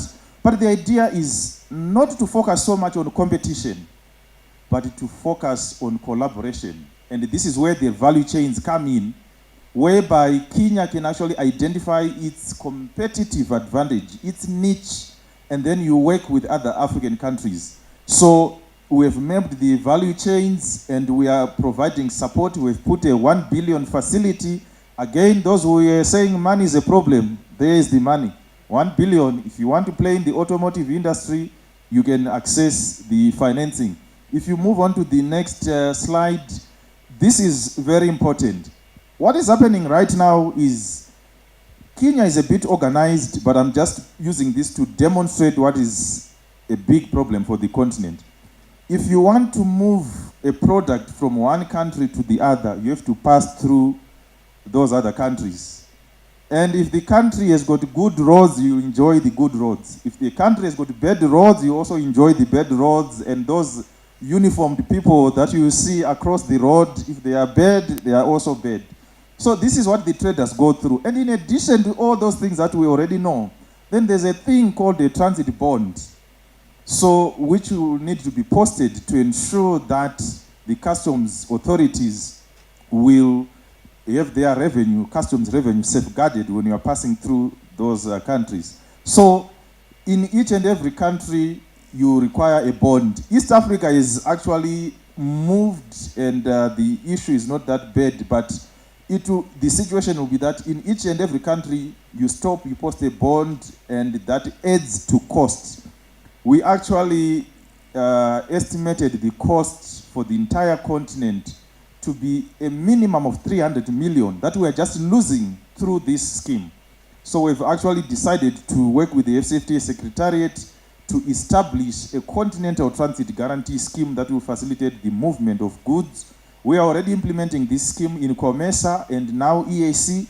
We partnered with ZEPRE, who is also based here, and we actually gave them a 300 million facility, which we signed the end of March whilst I was here in Nairobi. That facility will then allow all the insurance companies in Kenya and the entire continent to access cheap bonds that will facilitate the movement of goods in the continent. If you move on to the next slide, this is another important thing. So what is happening actually is that when you produce goods, you are a farmer, you are in the factory, those goods have to meet certain safety, health requirements. And if they are not tested and verified that the products are safe to eat, if we cannot be assured that the car is safe to drive, if we switch it on, it will move forward. If those things are not tested and verified, nobody will buy those products. It becomes wasteful food products, especially if it is those food that has got toxins, aflatoxins, and what have you. So that's one of the major challenge why intra-African trade is also low, because of standards. Some of our goods are not even going to Europe. They get to Europe, the whole container is basically denied entry because of lack of compliance with standards. We saw this time and again. It actually started with the one Nigerian who was exporting ethnic foods to the US. The gentleman had a contract of $200 million US. We are saying there is no market. He found the market. 200 million, and then he was told, yeah, but before you bring anything, remember this is the United States of America. We don't joke. So we need to ensure that your goods are certified. He started running around. There were no testing and certification centers. He had to send the products to Ghana, and then from Ghana to, it became costly and complicated. So at Afreximbank, that's the listening part of your bank. We said, okay, yes, we know we are a bank, but we need to start building labs. That's what we started doing in Nigeria. And in Ogun State, that lab for testing and certifying products is now operational. We've entered into a partnership with Bureau Veritas, and we've now decided to bring this to Kenya. And we are already working with your government in Mombasa and Nairobi. We'll put another 2 Africa Quality Assurance Centers to ensure that you are competitive. If you move to the next slide, we also, yes, you probably saw the Canex video. So we are not always suited and serious. We also love to enjoy, and that's why we also introduce this Canex. But also for your benefit, and there are young people who are talented, who have got skills in music, in arts, craft, sports, even gastronomy. We have seen that. But these people, because of the nature of their business, they are atomistic traders, very small, so that when they go even to the local banks, they will basically shoo them away to say, please, you want to bring our bank down. You are not bankable. So at Afreximbank, we're saying, how do we reach out to these people and support them? Because before you know it, you see that somebody now in the US, in Europe, has snatched these people. That we are saying they're not bankable. So we've put in place a Creative Africa Nexus strategy, which basically, again, the money is there, 2 billion there under this fund that can be provided to the people in the creative industry. And we have actually supported a lot of people, young designers from Kenya, from Nigeria and other countries that we've actually managed to send to attend the Paris show. We've sent them to the Tokyo, we've sent them to just to meet with the Louis Vuittons of this world, and some of them have been getting contracts, and we've been financing them. So this is the kind of thing that we do, and during the IATF, there will be a dedicated vertical that will be focusing on Canex, and this is one of the things that we also do. The next one, of course, this is a game changer. The Africa Trade and Distribution Company. Logistics issues that we're talking about. Many of you will be asking, so if I produce shea butter, if I produce whatever you produce in, where is the market? The starting point is if you work with the Africa Trade Distribution Company, which is a continental trading company that Afreximbank, working with our partners, Arise, established. The company is already operational. It was registered in Rwanda this year. And we also registered another operating entity in Dubai for trading purpose. So it will provide you market intelligence. It can actually scan the continent and the whole world and tell you that the best market for your tea is actually this. The best market for your shea butter is this. And this is how you can actually get your product to this market. They can actually aggregate your products, they can aggregate and provide the logistics. So this is what we're actually trying to do, and to give you a practical example of what we are trying to do. We will be opening new routes because once we aggregate, we will have the volumes. We will even have the capacity to hire a shipping vessel to take the products using another route and then bring products. What we're actually exploring now, some of you are aware of what we've done with Nigeria, with the Dangote refinery. So the petrochemical products are being produced. So we're now exploring how do we take them to Ghana and vice versa. How do we take them to Cameroon? How do we take them all the way to Southern Africa, maybe to Walvis Bay? We can actually get vessels go all the way to Walvis Bay. It will be just about maybe 4 hours, as opposed to waiting the fuel that will come from outside the continent that will take more than 16 days. So it cuts the number of days and the cost.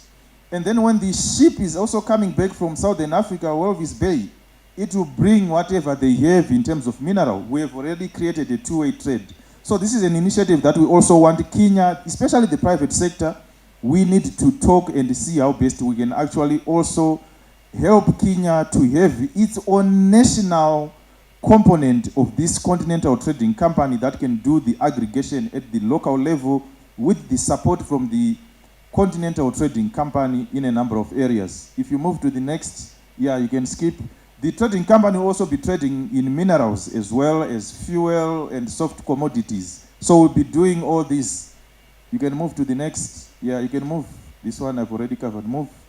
This is the trading company. Skip this one. We'll leave it with the participants. You can move. Yes. So this is the trade fair. My colleague will present it. I will not go much into the details. But this is just to give you a snapshot of what you'll see in Algeria. And what I just want to highlight is that you need, at least with all these verticals, at least you should find some way to fit in. And if you cannot fit in, we can create a new vertical for you. We have been talking about this with my vice president and the cabinet secretary to say maybe for Kenya, you can actually help us to start this digital revolution. At the maybe we have another vertical that focuses exclusively on this digital platform. You bring in your fintechs, you bring in your M-Pesas, and then that can actually start that revolution towards an AI world.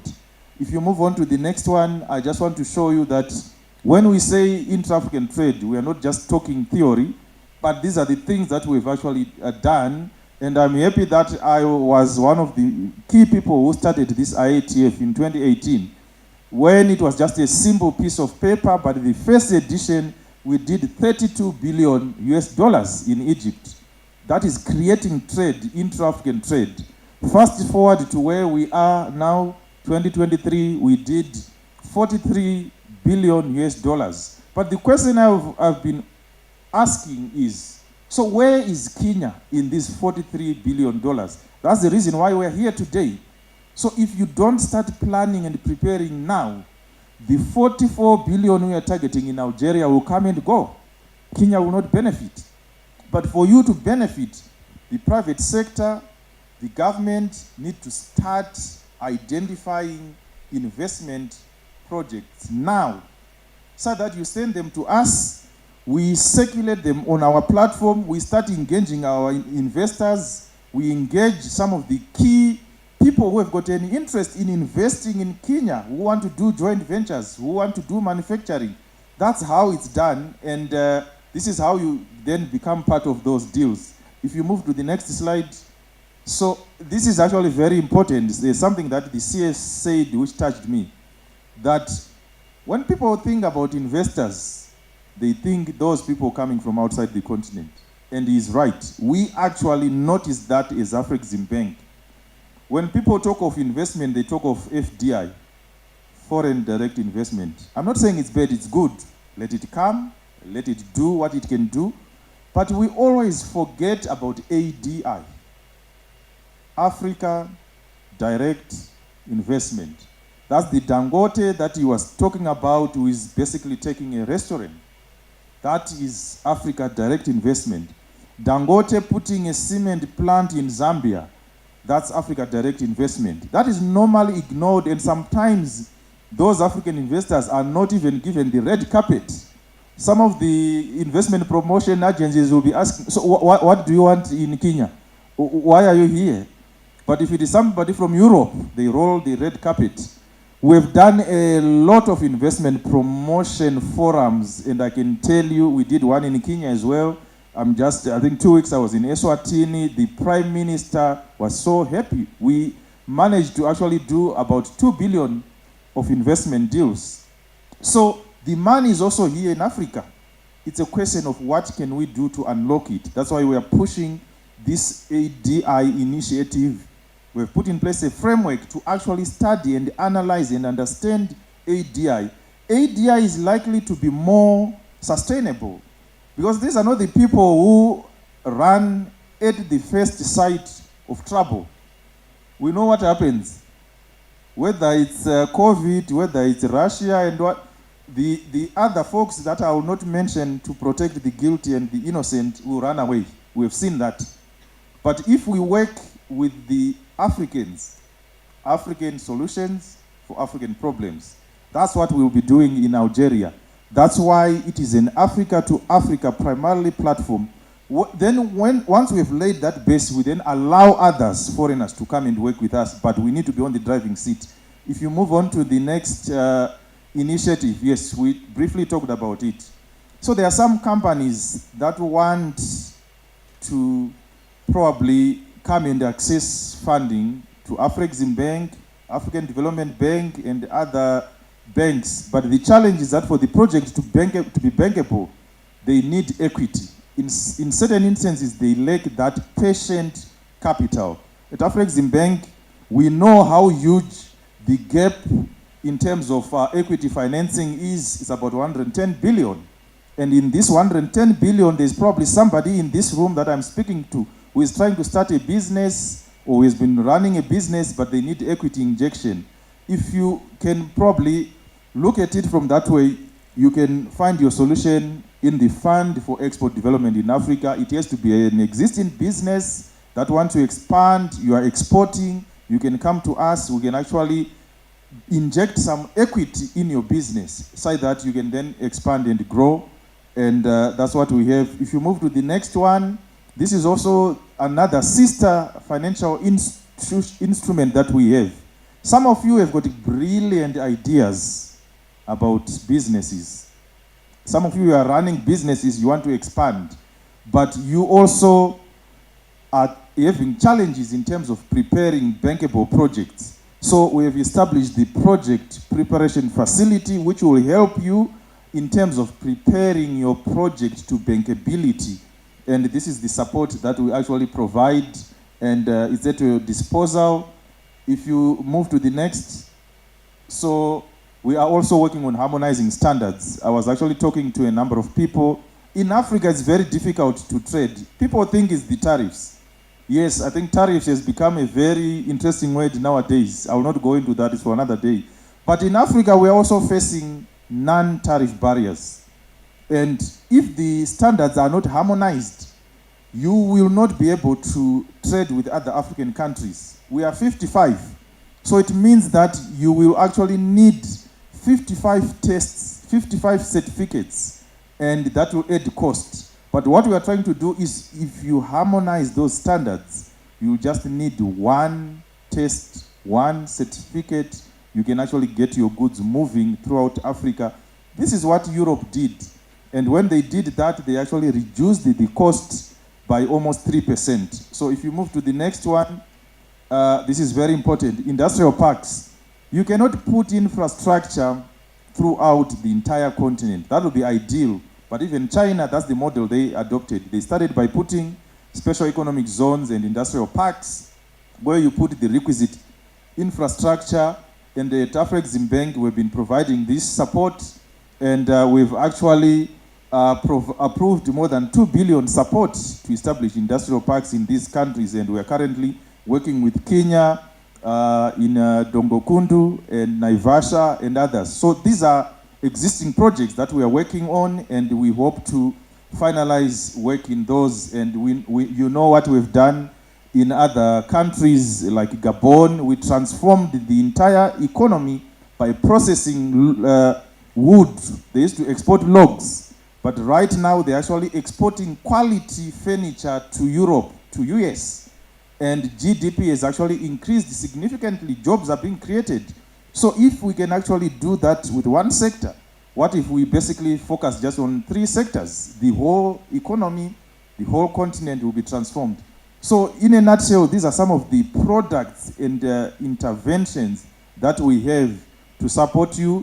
We'll have some B2B bilateral discussions for those who need more information. I will be available with my colleagues to actually go into those nuts and bolts on how you access financing. How can you access the 40 billion I talked about? The 1 billion for the automotive, so the 2 billion for the creative. So we'll then go into detail to tell you how you can access that funding. So thank you very much, and asante sana.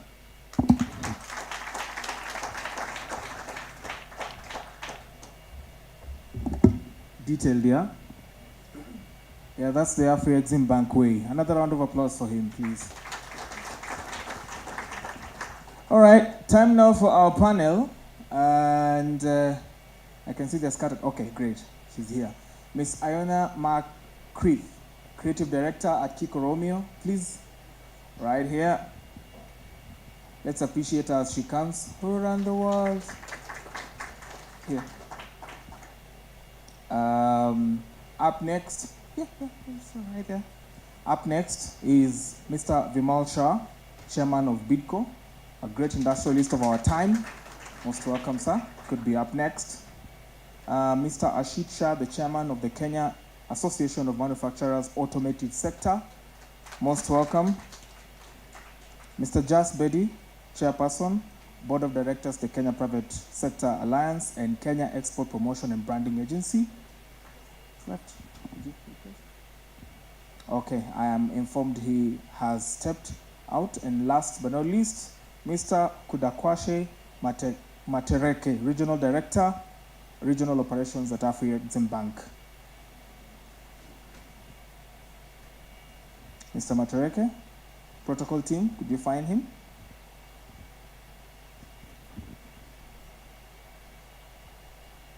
Sorry? All right.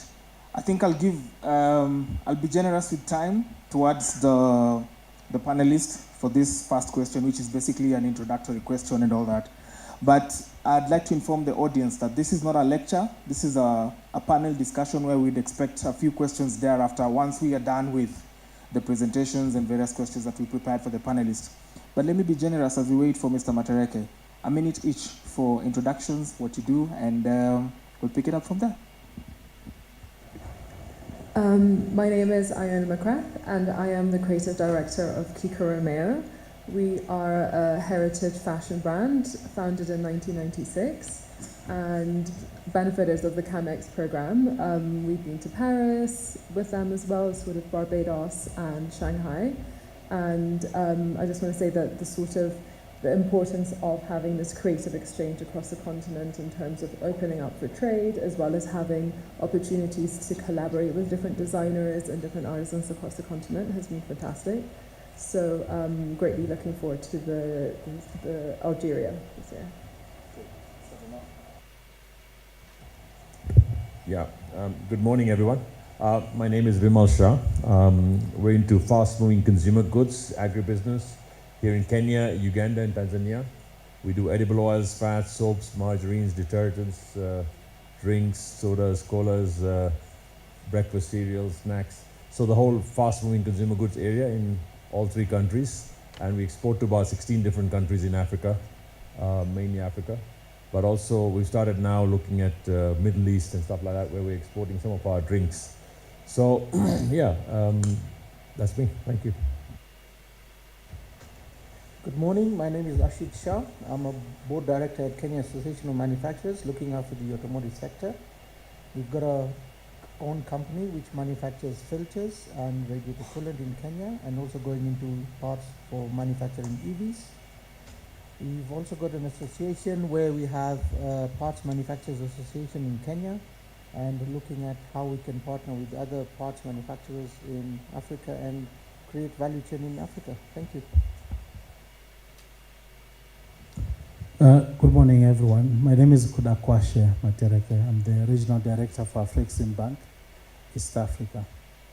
The regional office for Afreximbank in East Africa looks after 12 countries, the East Africa community countries, Horn of Africa, and one island nation called Comoros.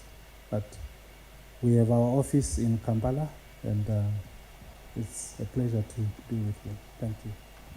Great. Let me call Melvin to come and replace, there you go, from the Ministry of Trade.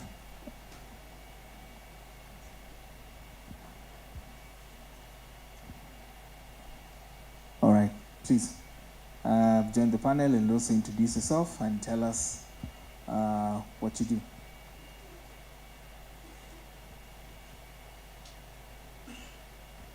Yes, good morning, good afternoon. My name is Melvin Mulama from State Department for Trade, Regional Division, ACFTA Desk Officer. Thank you. All right, great. Let me start with Mr. Vimal. The Africa Continental Free Trade Area has been here for a little under 5 years or so. Yet we still face some teething problems when trying to break into other markets, other frontier markets and the like. As an industrialist, as a trader who is well-known and who has a lot of institutional memory in the Kenyan and the African market by and large, what do you think are some of the challenges that business people still continue to face, even with Africa Continental Free Trade Area?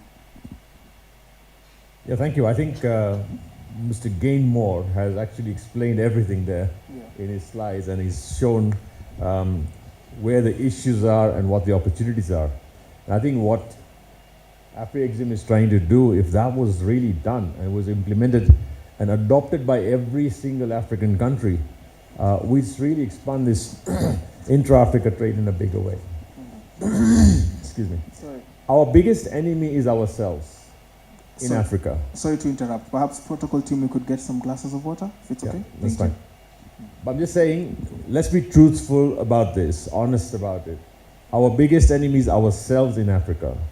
Our governments, our private sector, our vested interests who say, I have this and therefore I don't want to trade. And we've been trading very nicely with China, India, and the West. And the West has predominantly made sure that our trade routes are through the West. If you look at shipping lines, we don't even have a shipping line that's African. I think Egypt has one, but we don't have many shipping lines. They're all European, right? Or from elsewhere. And therefore, we don't have trade routes. I think he talked about it, that if you want to send something from Mombasa to Ghana, it is 3 to 4 times more costly than bringing it from China. So the obvious route is go to China. Logistics across the region. Financing was an issue, but I think now you're solving that, and I think Afreximbank will solve that. But I think the issue is we have competitive advantages. The problem with our governments is we do copy and paste. If Uganda is doing something, Kenya wants to do the same thing and say copy and do the same thing. Tanzania does the same thing. And we're really into commodities. But there are comparative advantages. There are some agriculture products, there's some livestock products, there's some other areas where each country has a comparative advantage where they can be least cost producers. Wherever that is in Africa, we probably need Afreximbank to have a system whereby we map what is the best thing to produce where, what is the best thing that will be produced from the ground. Because a lot of our raw materials, let's be truthful about it, a lot of our raw materials are taken by China and then processed there and then sent out to the West. So the value addition there is far bigger. We export cotton as cotton, not as a branded shirt. Thank you for really representing our brands, but the point is how many of us are doing branded products that go straight to a shelf in the US or wherever or online and they're sold as a brand. The value add there is 1,600%. But we're in the cotton business. We sell cotton. We sell coffee. In Kenya we have coffee. We still export green beans. We don't export Nescafe, but we import Nescafe. So I'm just saying the same thing in cocoa, right? Yeah. Cocoa is exported as cocoa, but we bring in Swiss chocolates. Swiss chocolates. Switzerland doesn't have any cocoa plants. Belgian chocolates. I'm just saying, when you look at that value add, it's not left here, it's left elsewhere. And it's high time that in Africa, we realize that this value add we want it here. If there's lithium in DRC, can't we produce the batteries for all the EVs here and send them as batteries rather than saying, oh, we will now send them to China and then make the batteries there? Thank you. Mr. Matareko, I noticed you a long time ago when Vimala just started his point and you were nodding in some sort of disagreement, which we want to establish why. But you oversee the region that in Africa has the biggest shipping coastline. If we're talking about addressing also the Somalia market, one of the biggest coastlines, the Horn of Africa and the like, yet we do not have a shipping line. What's your response to Vimal, and what's your point of interjection on that same statement? I think I was actually overly agreeing with him. Oh, okay. But there's something that I wanted to share to agree with what Vimal was saying. When he said that the biggest problem is ourselves. Somehow when we talk about intra-Africa trade, we kind of think that somebody will then start it. We think, yes, it is so many African countries, 49 of them have ratified. And do you know that it's now law? The fact that it is ratified means that the trade under the AfCFTA has become law. So governments don't trade. You and I know that. Banks don't trade. Banks facilitate trade. So the responsibility of implementing AfCFTA is, look to your left and right. It's us. If we don't take advantage of the fact that 49 African heads of state agreed to implement the AfCFTA in record time, it will be like us as footballers under AfCFTA. And we will risk missing out on this opportunity. If you own a company or you're an entrepreneur and you are still looking at trading the way our forefathers were trading with Europe, then we are missing the point. Within your corporate, do you have an intra-Africa trade champion who goes out to look and say, can I sell to Ghana? Can I sell to Nigeria? Can I sell to Morocco? If you don't have it, then AfCFTA, yes, it shall be spoken about and done nothing about. And it is important that we see and identify of the goods that we produce.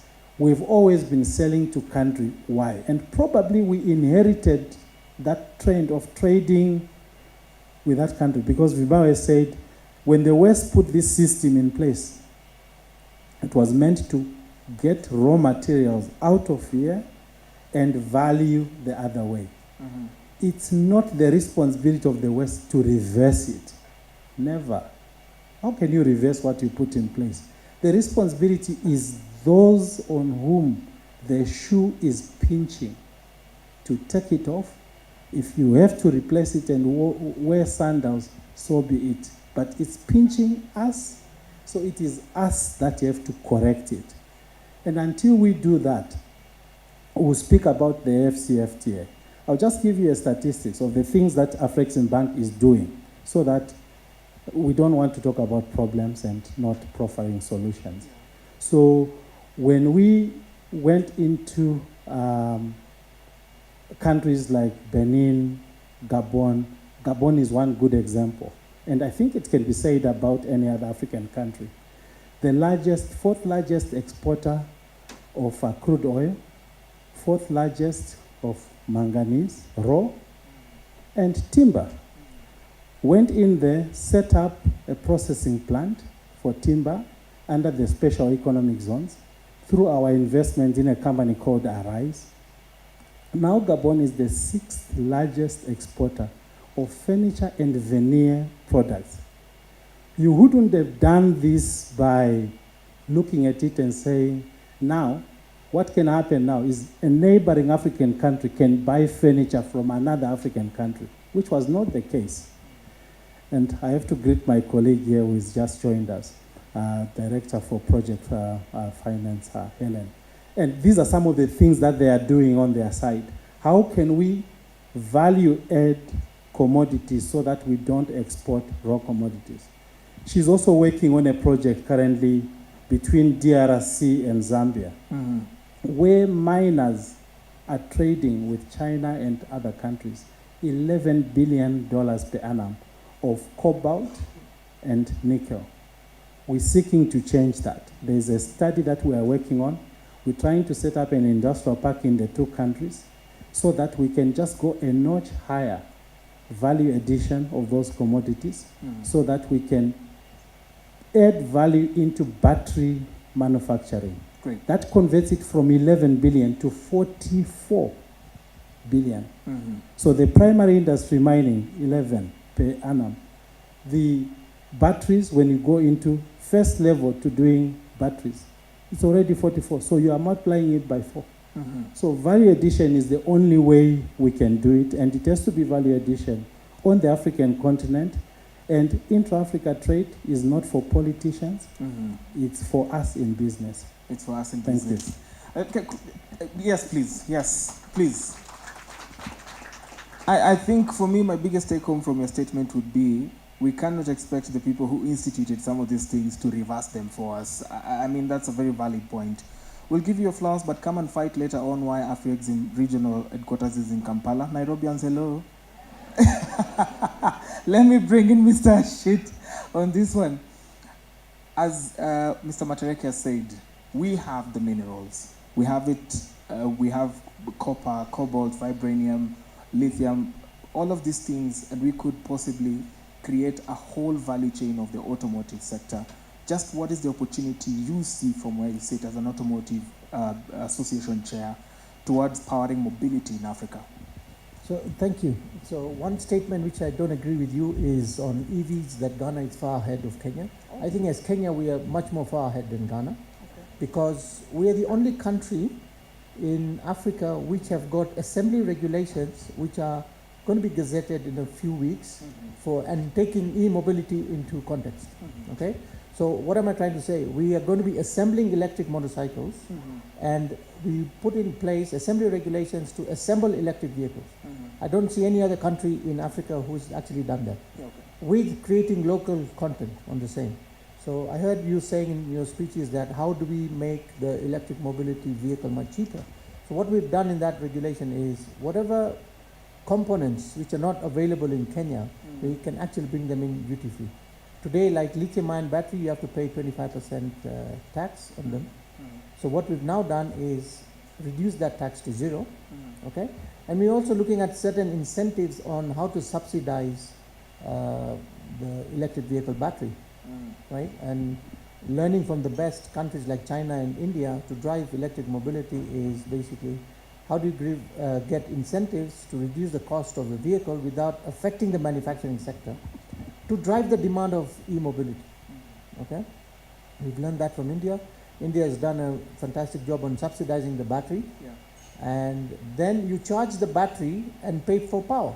So what happens in then the 2 years, whatever the power company has done on paying for the battery and subsidizing it, is actually covered the cost in 2.5 years, right? And then the next 3 years for the entire life of the battery, they actually make more money on the same, right? So it's something which we're working on the same. In terms of local value and minerals and all that, I mean, we've participated in a lot of studies in Rwanda and Congo in minerals and all that, and how do we make certain products locally. One example is like copper wire from Zambia goes to China. China makes them into wire, comes back into African countries, and then we make the wiring harness, right? Which is ridiculous, okay? So what we're trying to do, and one of the meetings which we had in the last 2 years ago, IATF in Cairo, is how do we partner with companies in Egypt and Tunisia to manufacture the wire as inputs to the wiring harness for vehicles, okay? So that is one of the things which we're looking at. A vehicle has got so many components, we can't do everything, right? that is one of the things which we want to try and get and work in synergy within the African continent, is to specialize which country is going to be best at doing what, right? And then probably partner with them, and instead of us manufacturing certain things, we probably import them from them at maybe semi-finished, and then finish them in the country and create local value within Africa. Not as Kenya or East Africa, but I think now we have to talk as Africans and see what values we'll create within Africa and create local content within Africa on the same, to create mass volumes and all that. I mean, the vehicle demand per year in Africa is 3 million vehicles, new and second-hand both. As Mr. Vimal has said, we are our own problems is why do we support second-hand vehicles? You find that 70% of the countries in Africa import vehicles which are already end of life, right? So they import vehicles which are 15 years. A life of a vehicle is supposed to be 18 years, right? And then it's the emission levels and everything is totally basically at zero value. So we import vehicles which are at 15 years. As Kenya, we're doing well because our rule is 8 years, right?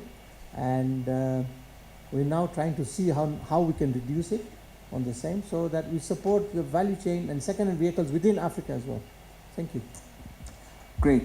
Ms. Iona, you have been fortunate enough to be in global stages where African culture, Kenyan culture is being displayed more publicly and appreciated in levels where even designers here would never thought that would actually be achieved. But there's a bigger opportunity for us as the young people, as the creatives of this industry. We are happy that IATF is recognizing the creative economy, digital economy, and the like. Tell us, what's the need for the young person who wants to also get to those stages? What's the opportunity like from where you sit? I mean, it's huge. And if we sort of just think about it in the way we normally talk about trade and exchange, is we talk about ports, we talk about the shipping routes, but we don't talk about the music festivals, the runway shows, and all these other platforms. Even as you scroll through social media, that's already a form of trade exchange that is taking place. So having emphasis placed on these platforms, and for example, the shows that we're able to do in Nigeria and Paris, we're able to engage with different sort of collaborators in terms of producers, but also in terms of consumers. So I think there needs to be a shift in the way that we value creative products and seeing them and understanding them as sort of genuine avenues of trade, as we were talking about earlier, as you mentioned, with the sort of the branding and the cotton and how all of that is exported. Whereas if you look at the local economy and I guess regional, we have the manufacturing capabilities, we have the raw materials, we have the design talent, but everything is focused on exporting these products or looking outside to then import them. And it's no longer even just a case of the second-hand clothing market. It's looking at now we're getting sort of new products that are being imported from Turkey, from China, whereas we have all the capabilities locally to produce these. But we need the sort of the financing products, the capacity building as well, that allow these to become viable avenues for a lot of the youth to go into. Great. I'll come back to you on the readiness of the small and medium enterprises. Let's close the first round of questions with Mr. Mulema. We've spotted the opportunity. We have a 1.3 billion market or more, considering now that we're also expanding to the larger part of the globe. How is the Kenyan government assisting and supporting the entrepreneurs locally to also tap into this Africa Continental Free Trade Area market? Thank you very much for that question. First, as Kenya, under the AfCFTA, in order to implement it properly, we had our AfCFTA implementation strategy, which was launched in 2022. It highlights the key sectors, both in trade in goods and trade in services. And also we have the export promotion strategy, which defines the sectors which Kenya is likely to have an edge, and so we have prioritized the sector. Secondly, we're still doing the negotiations of some aspects in the AfCFTA, and we are coordinating the negotiation at the State Department, but the position is always from the private sector and the regulators. Thirdly, We have the single window system under some of the trade facilitation instruments, where is a single shop where every export certificates can be found. We also in the process of the digitalization of the procedures for export,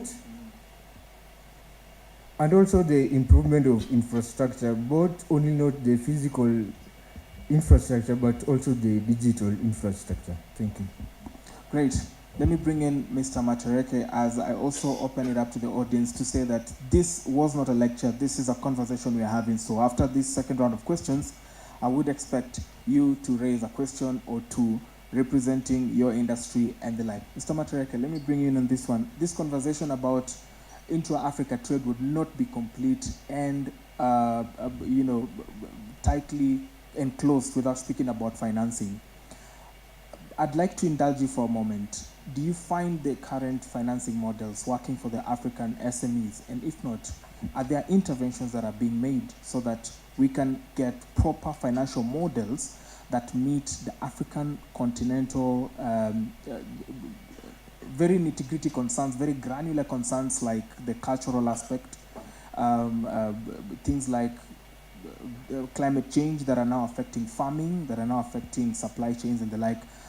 Is there a remodeling of the financial system to enable more SMEs be on board? Thank you very much. I think it's not the best the way the financial modeling is to the benefit of SMEs. Yeah. And I'll say this because we have to be honest, right? So let's say the truth. When you approach a financial institution and say you want a loan, we come with the standard requirements. Whole checklist. They don't work well for SMEs, and we know that for a fact. I think we should look at more what people are doing to resolve that. We have seen more and more that SMEs do not necessarily require funding, and within financial institutions we should have other ways of facilitation so that they can get access to capacity building, advisory services, and even just to bring them the right levels of training so that they can scale up. And we have seen that that works well. Under the Afreximbank SME program, we have sought to work with commercial banks and identified SMEs so that we can give them the support that they need from a capacity building and scaling up perspective. So that's something. But the SME program was recently launched about 3 years ago, and we think that there's a lot more that we can do in that regard. We, as a development bank also, are not able to filter our way through to SMEs because of the nature of our operations. So we work largely with commercial banks so that we can distribute the funding that we have to SMEs. And then thirdly is the sourcing of financing. We are seeking to find appropriately priced funding so that which appeals to SMEs, because the use of the usual bucket of funds to fund SMEs is not necessarily attractive to them because they are quite sensitive to pricing, and the absorption capacity is low. This is the challenge. Each commercial bank, each financial institution has to have programs to deal with SMEs. But let me just add one point, that we didn't think, when I joined the bank a few years ago, to think that we would work with people in the creative arts was not thinkable. But now we have a program to deal with the creative arts, and most of them is just to give them the exposure that they need. Take their fashion to a fashion show, and give them publicity around that and have programs that can expose them to markets.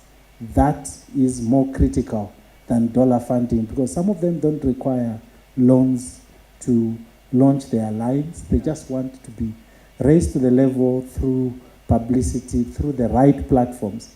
And the Intra-Africa Trade Fair is one such platform, because we are spending money to make sure that everyone participates, because it is important that we get access to information, etc. So you are right that there is need to change focus in the way we address SMEs. Great. Let me stay with you for a while. Don't off your mic. Let me stay with you for a while. And PAPS, the Pan-African Payment Systems, has come in at a time when there's a lot of tech evolving around Africa and processing payments and the like. But then again, there was the gap that you identified. Just how is this particularly working for the East Africa region, which is the region you are mostly responsible for? PAPS. Okay. On the PAPS, the East Africa region's response has been slow in implementation. Compared to where? Compared to the WAMS region, the West African Monetary Zone, where it has been piloted, tested, and it's working.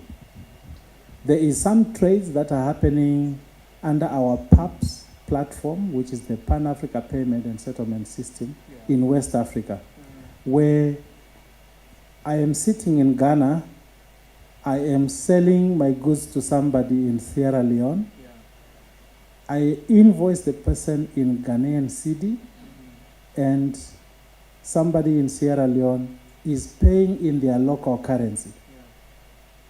I receive Ghanaian cedis, and his account at Afreximbank, or it is local commercial bank, which is a partner under PAPS, is debited in his local currency. Almost immediately. Yes, we instantly, 12 seconds. We are not selling the speed at which the payment is done. No, we are selling the ability to settle in local currency. Okay. Because if we sell the speed of settlement, we are selling the wrong item here. Because some people can wait for a week for as long as they get their money. Yeah. But I think what we are trying to say is PAPS is working and it has been tested. But we need the volume of African commercial banks and central banks to adopt it. Once we adopt it in the East Africa region, imagine what it would do, because PAPS in East Africa will now speak to PAPS in West Africa.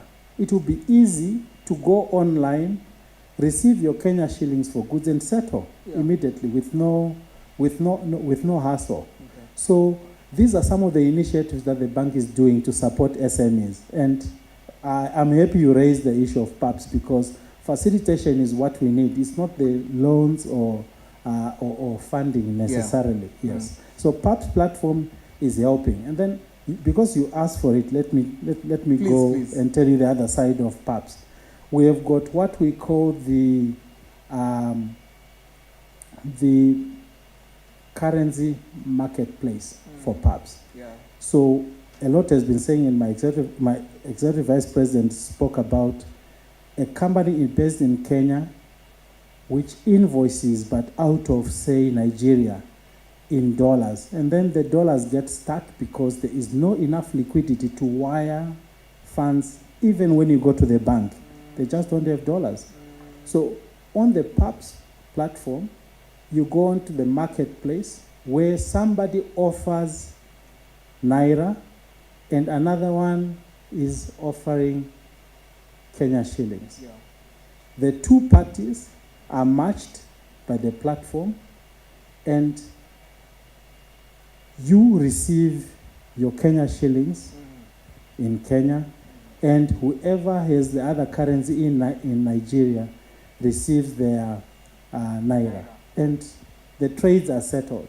Great. That's one other way in which we are facilitating trade to support intra-Africa trade. Great. I'm very curious on why the East African market has not taken off. Perhaps I'll give you that opportunity when we are closing. Allow me to bring in Ms. Iona once again. You are, and I'd like us to broaden this conversation beyond just the fashion sector.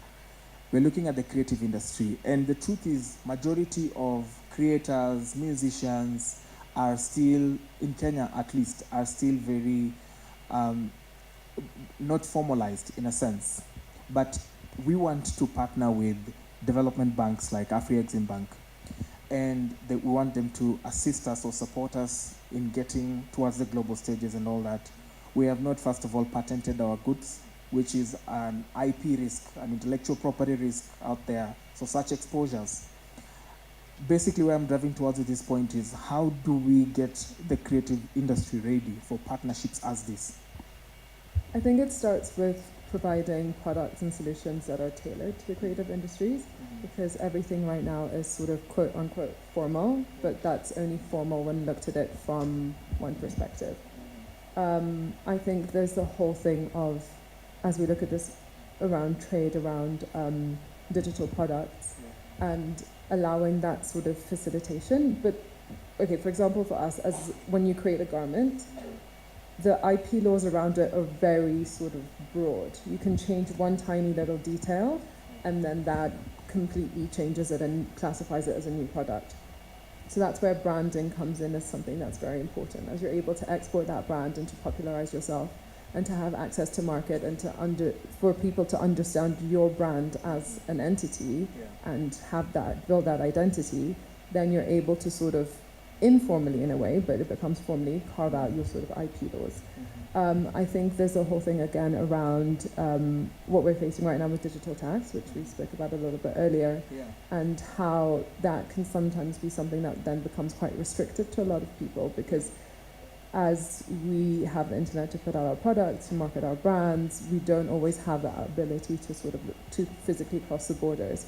So how are we facilitating these trade relations and sort of what the gentleman said earlier about the financing products that are now available to the market, looking at the sort of the Powered by Peoples, the HEVA funds, and creating these sort of facilities for the micro SMEs that are not within the normal quote-unquote structures. Great. Let me bring in Mr. Ashik on the infrastructural development to support the automotive sector. Are we there yet? If not, what do we need to do to optimize Kenyan and, of course, the larger African region towards things like EV charging points? Should they be simulated perhaps with the current fuel to petrol stations? I don't know. What are your recommendations towards infrastructural readiness? Okay, so thanks, Brian. So the first thing is that 92% of our energy is green. Yeah. And the question is that why are we still one of the highest paying countries on power? Cost of energy. Okay, so cost of energy is a big issue. Yeah. Not only on EVs, but also on the whole manufacturing. Vimal is smiling. Okay, and that actually affects everybody across the board. Okay, so we need to look at that. The next thing we need to look at is on infrastructure, cost of logistics, our ports, cost of clearing goods, cost of importing our raw materials. I think we need to all look at that to become much more competitive on the same. In terms of charging infrastructure and that, we need to put in place and sustain is how do we localize and manufacture the charging ports in Kenya, and then probably duplicate that in Africa and partner with other countries in Africa to create this battery software, battery management software, the charging software behind the infrastructure charging ports. And countries like Tunisia and Morocco are way ahead on this, right? And they actually manufacture for the European countries. So why can we not do that in Kenya?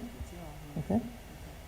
Something very interesting is where Tunisia does not have any manufacturing or assembly plant, but most of the IT and software engineering is actually done in Tunisia and then exported to France and Germany on the same. As somebody said that we need to localize and create that whole energy within Africa on the same. And it is there, we can do it. I mean, there's nothing wrong or nothing difficult because we have all the technology, people are already doing it on the same. Great. And we also have the knowledge. Vimal, you're smiling. You're itching with a point. Let me give you a chance as I also ask you if how much we can be able to harmonize some of these policies to sort of homogenize a heterogeneous market. And this is what I mean. the laws for entry of market, say to DRC, are totally different to Angola or the Central African Republic. But those guys are very quiet. They need to do something so that we know them. I mean, don't you ever get concerned that there are countries in Africa that you don't hear about? You get concerned. Can I interest you in something? Do you know between Nigeria and Ghana there are 2 countries? Togo and Benin. But you would think they're neighbors, right? What are these 2 guys doing? You know, we need to hear from them more. But Vimal, before I get distracted here, are we ever going to see a properly homogenized policy that allows this common market dream to be real, so that barriers to entry of market are minimalized, things like cross-border trading minimalized? Talk to me about that. In short, where there's a will, there's a way. The first question comes in, is there a will? If I talk from the private sector side, there's a big will. There's a big eagerness. We have the best entrepreneurship you can get everywhere in Africa. The question is the government willing to say, let's liberalize, let's open it up? That's a question mark, right? Because I think the government's gone into the license Raj. License Raj means pre-colonial era, when the British ruled us as a colony. They made sure that locals were barred from doing many things, and by putting in license, there was a license for everything, you know. Yeah. And we have now regressed back to that in Kenya to say, let's have a license for everything. In my office, we have about 20 licenses just, you know, for operating. And none of them add value. Seriously, they don't add any value. It's just you paid the money, oh yeah, fine. Every year they want to have payment. It's a toll station, actually. So if the government decides, let's talk about EV alone, and said, fine, we want to make the mobility a big thing here. Deregulate it. Just deregulate it. And I can tell you what, there'll be people putting up a solar station and putting a charging station everywhere. They'll compete for, like we have Safaricom guys who sell Airtel, Safaricom. Our local entrepreneurs will start doing it and say, fine, here's a charging station. Come, charge, this is my cost. You won't have to go to a petrol station. The second thing is exchanging batteries. The whole thing is just, you don't have to have a charging station. The battery swaps. Standardize batteries and say, fine, here, exchange batteries. So I give you one, get another one. Because you're selling power, you're not selling batteries. So I'm just saying it's, where there's a will, there's a way. So we can streamline it. And I think we have government here, but government does not have a clear strategy of what we want to do. All they go into is, fine, let's tax here, tax here, tax here, put a license here, we can't do batteries here, we can't do this here, we can't do that here, just to keep it very safe for a few people in public government or wherever, to keep them safe and say, fine, we are not going to be. Open up competition, allow it. In fact, in Africa, we should have a borderless Africa. And this is something I'm saying to Afreximbank. Let's have a decision, borderless Africa, and a digitalized border. So that if a truck is going through, it just goes through. In Europe, a truck just goes through and it's registered. They know exactly where it's going. Yeah. Here, go to Malawi, go to our borders. They wait for 3, 4, 5 days, they're standing in line, and various problems. Borderless Africa and digitalized borders. And Afreximbank, and I think this is where we need a lot of gain there. We can do that. It's not difficult. It's not rocket science today. Number two, with all the AI that's coming up, our youth are ready for it. Yeah. But the governments are not. And they're all into, oh, how do we regulate it? How do we stop it? How do we do this? Forget it. Deregulate. So I'm just saying, to do that, it's not difficult. Number two, I think when you talk about IP, you're talking about, how is she going to register all her clothes and say this is an IP? Stop looking at IP as protection, because then the law becomes the ass. Sorry to say this. Because you say, fine, somebody's infringed my IP. You go and file a court case. The court case takes you 10 years. What IP are you going to get? Stop listening to saying, let's just get IP done. The customer or the consumer in Africa is the one who will say what I want. And they will buy what they want. Today in Kenya, there are so many, all the women in the house, they're getting their cosmetics direct from China sent to their homes without paying any taxes. So you can say, I'm putting in taxes and tariffs and whatever. This trade is happening. Compliance is important. So even if you put all the systems in, we've got to have our compliance. So I just think It's a holistic thing. It's whole of government and private sector working together and say, fine, let's adopt this. And we need a reset in Africa. Reset the whole of Africa, because we were colonized and we still carry this colonized mindset of regulate everybody. I think one more thing. Can I ask a question to the public here? Yes. How many of you have used PAPS? Just look at numbers. Yeah, How many of you have used PAPS? 2 people there. 2 people, Good. yeah. Right?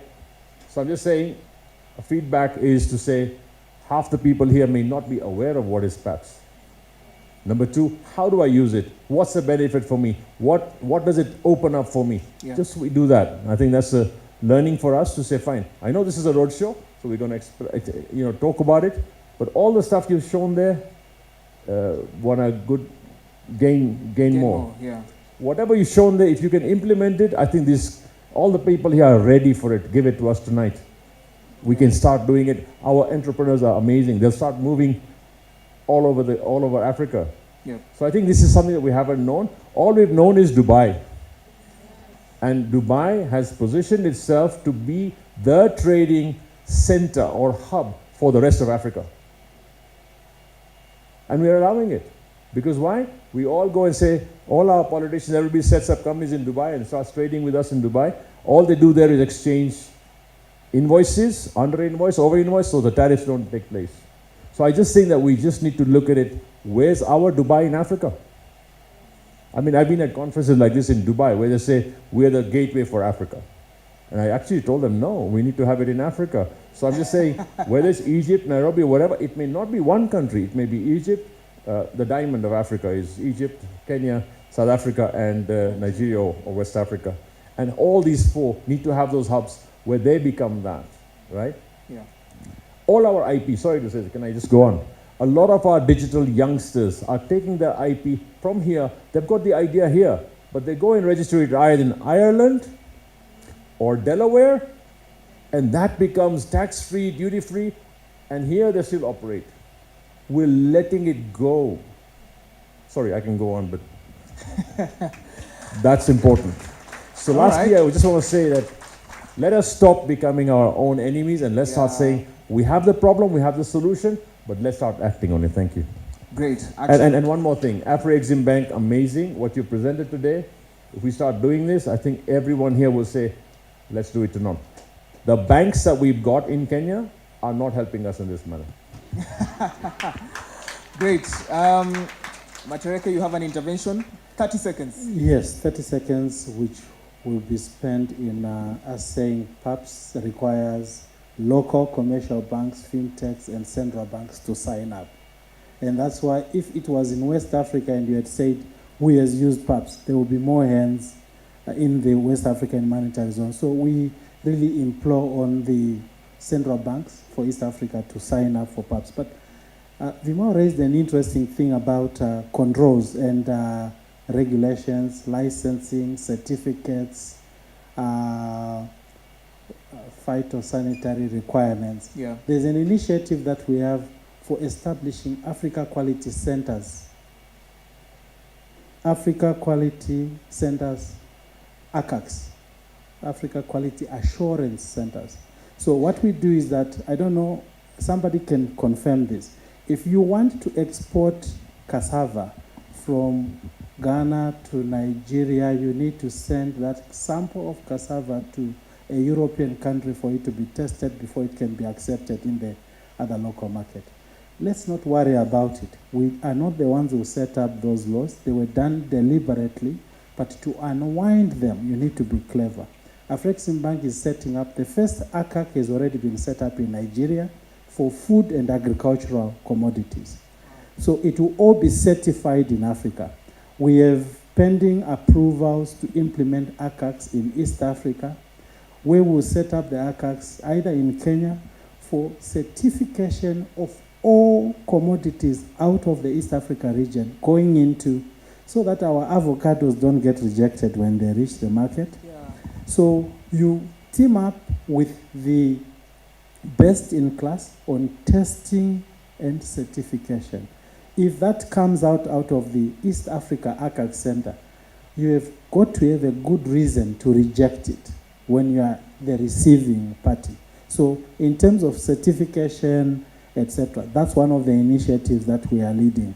And we are pending some approvals, allocation of lands. It's not a loan, it's Afreximbank investing in an ACAC which will run a business where people, you want to sell flowers, you go through that center, they get certified, they don't get rejected when they reach Australia, or they don't have to pass through Netherlands for them to go to Australia or something like that. So that's one of the initiatives we are running. So we just want to highlight that because it's an hindrance to our trade. Great, thank you for mentioning that. I think that's my colleagues in the media here. Very well, they are gone. That's an exclusive for me, for NTV, thank you. So that's an exclusive for me. And speaking of this flowers thing, I love Nigeria, I study Nigeria a lot. These people re-import Kenyan flowers from Netherlands. Why can't we just have a straight market to that? You know, straight route to market from Kenya to Lagos directly. Very, very interesting. Let me get Miss Ayana, you added a point? Yeah.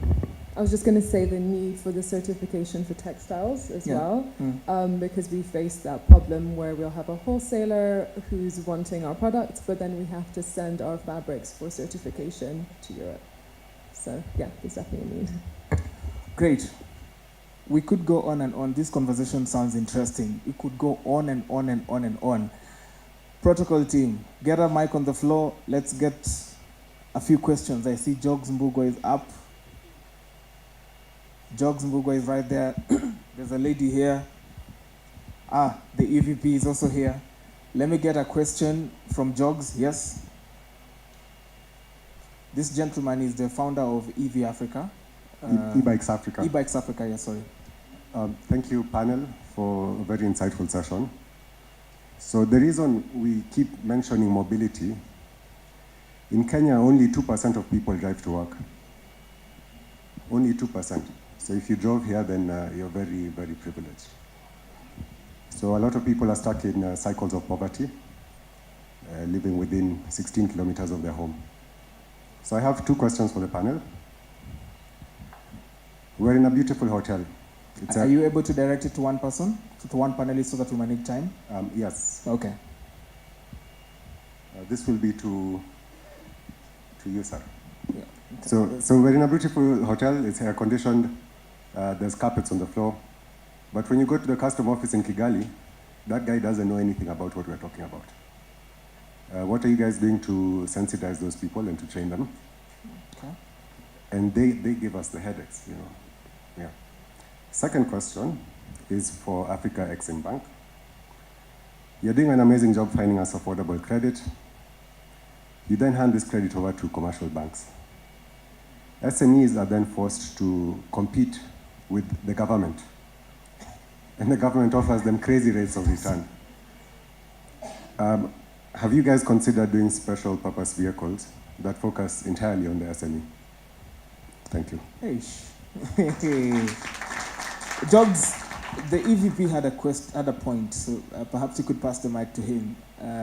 So let's just take the questions, panelists. We'll note them down and then we'll take them in one round in 10 minutes cumulatively, then we go through. Just a quick comment on this points of re-export and how the whole Africa trade is taking outside of the continent to be traded back again.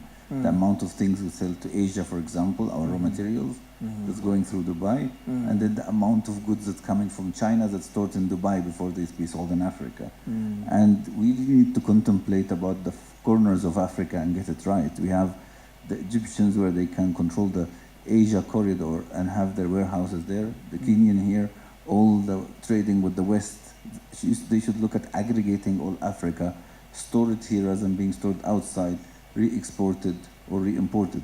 The re-export, re-import business is very big. If you look at the GDP of Singapore, of Dubai, big chunk. You can increase your GDP by 50% by not producing anything, just buying and selling. Yeah. So the corners of Africa, the Egypt, the Morocco, the Nigeria, the South Africa, the Kenya on the east side, really need to assume this role and start to give a kicker to the GDP by thinking this way.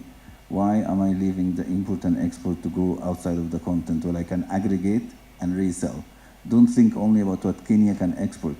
Think about what Kenya can re-export. Great. There's an opportunity in re-export, in the re-export market.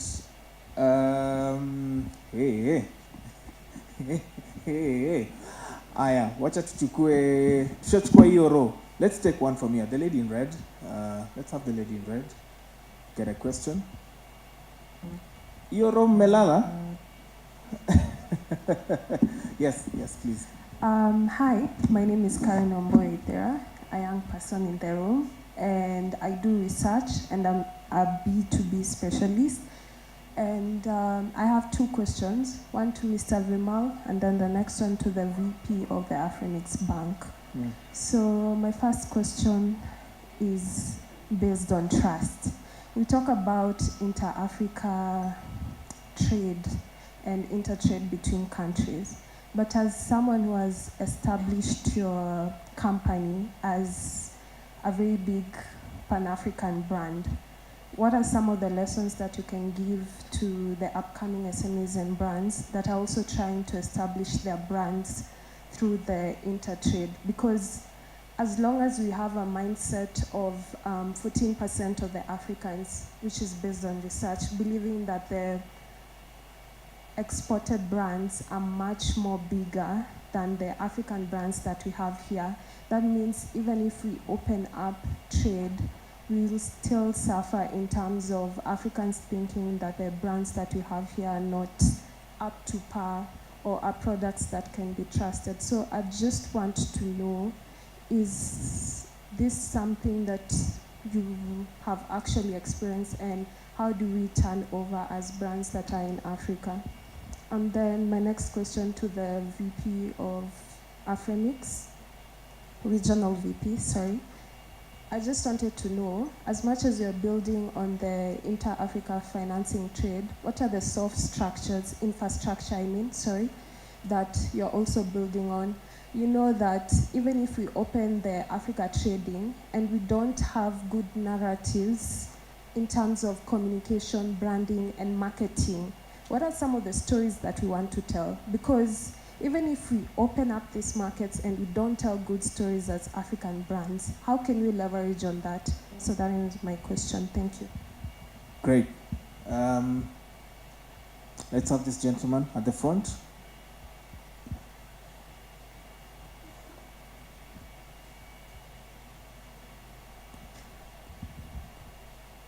Thank you very much. My name is Mwangi Munga.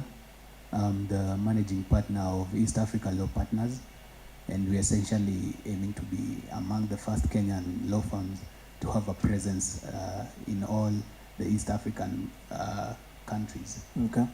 My question, first of all, is to Mr. Matereke. How many questions do you have? Two. Hey. They are very quick. Short, yeah. And I ask this in the sense that as payment solution and for businesses, getting the issue of payment solutions correct is very difficult, in the sense that a lot of money is lost in transaction fees, in conversion fees. So what is slowing down the adoption of PAPS, and what can we do as businesses to ensure or to try and leverage on these systems to ensure that money or the transaction fees goes down? I'm saying this in the background, like if we are receiving a payment as a law firm, if we are receiving a payment from Uganda, almost 25% of it is being lost in transaction fees and bank charges. Okay. The second question would be to Vimal. Had the pleasure of meeting him outside, but let me still ask him. As the chair of BICO, and you operate in different countries, what role do you think lawyers and law firms can play in elevating or trying to solve some of the challenges businesses face that operate in different jurisdictions and different states? Great. All right. Do you take the first? Let's take the first round of questions, and then perhaps we can pick up with the next. Sindio. Aye. Panelists, who wants to go first? Mulema. Thank you. Maybe I'll start with the first question, which was on tariffs and capacity building. And maybe if I can say first on tariffs, the AfCFTA Secretariat has an online portal which is called the e-tariff portal. And the e-tariff portal has the agreed tariffs in category A, which is currently being traded. Though many people do not know about the e-tariff portal and are not aware of the schedules of the agreed tariffs. So for the capacity building, a lot is going on for capacity building. We have done a number of capacity building from the government side. Even the leading private sector like the KAM, the chambers, and the KEPSA, all which are also doing the capacity building. And even currently we have the KPROBA who are doing the monthly webinars on the AfCFTA and the markets. Also on the issue of warehouse, and I think this has not come out today very strongly, and the challenge that is facing the SME and the small traders on the African market and even the other market is the capacity to meet the demand for the exports, for the export market. And under the AfCFTA, we have the trading companies. And trading companies is an effort from the AfCFTA Secretariat and the Afreximbank, which are assisting the SME to come together and make the export trading companies, which will help to create these warehouses in the other countries. And it will help for them to aggregate their product in order to meet the capacity, because you can have your product, but the export market want this capacity. And you can have a very legal problem if you agree you will supply and not meet the capacity. So we have that avenue for creating the export trading companies to help to aggregate products, to have to source the market from the export country, and also to help with the information and etc. The other question was on the re-export, but my answer to that will be that for the African Continental Free Trade Area, it has some flexible rules under the rules of origin, which can allow maybe a certain percentage if you import some raw material to enable you use those raw materials for the African market. And under the rules of origin, any raw material gotten from Nigeria, Egypt, South Africa, and the processing is taken in another country which is a state party, qualify to be an originating product. Maybe this is not my question, but on the Pan-African and payment system, I think the major challenge that we are facing is other countries not embracing the platform. Because if you go to the website that the Pan-African they have created, you see that maybe around 16 or 17 central banks are on the platform, and not all those countries, 17 countries or the countries, their commercial banks are linked to the platform. So the major challenge maybe for my side is the other countries which are not yet on the system. I submit. In no particular order. Just continue. If you had a question, yeah. Yeah, thank you. The last part of the question, so I will not answer that. He addressed it. Okay. Because you need a community of traders who are signed up for there to be an exchange. So that's on PAPS. The first question was on the model that is used by development banks to lend money to SMEs through commercial banks. It's not perfect. Maybe more can be done. But it's not just more in terms of lending, but more facilitation, more capacity building, more can be done. And I think we can try and do more, and I take the point. Karen, I think you were asking, you first mentioned infrastructure, so I got confused because you also went on to speak about branding. So maybe to put it that way, there is a lot more that is being done, and because we are trying to provide solutions, maybe we're not making as much noise about the successes that we are having.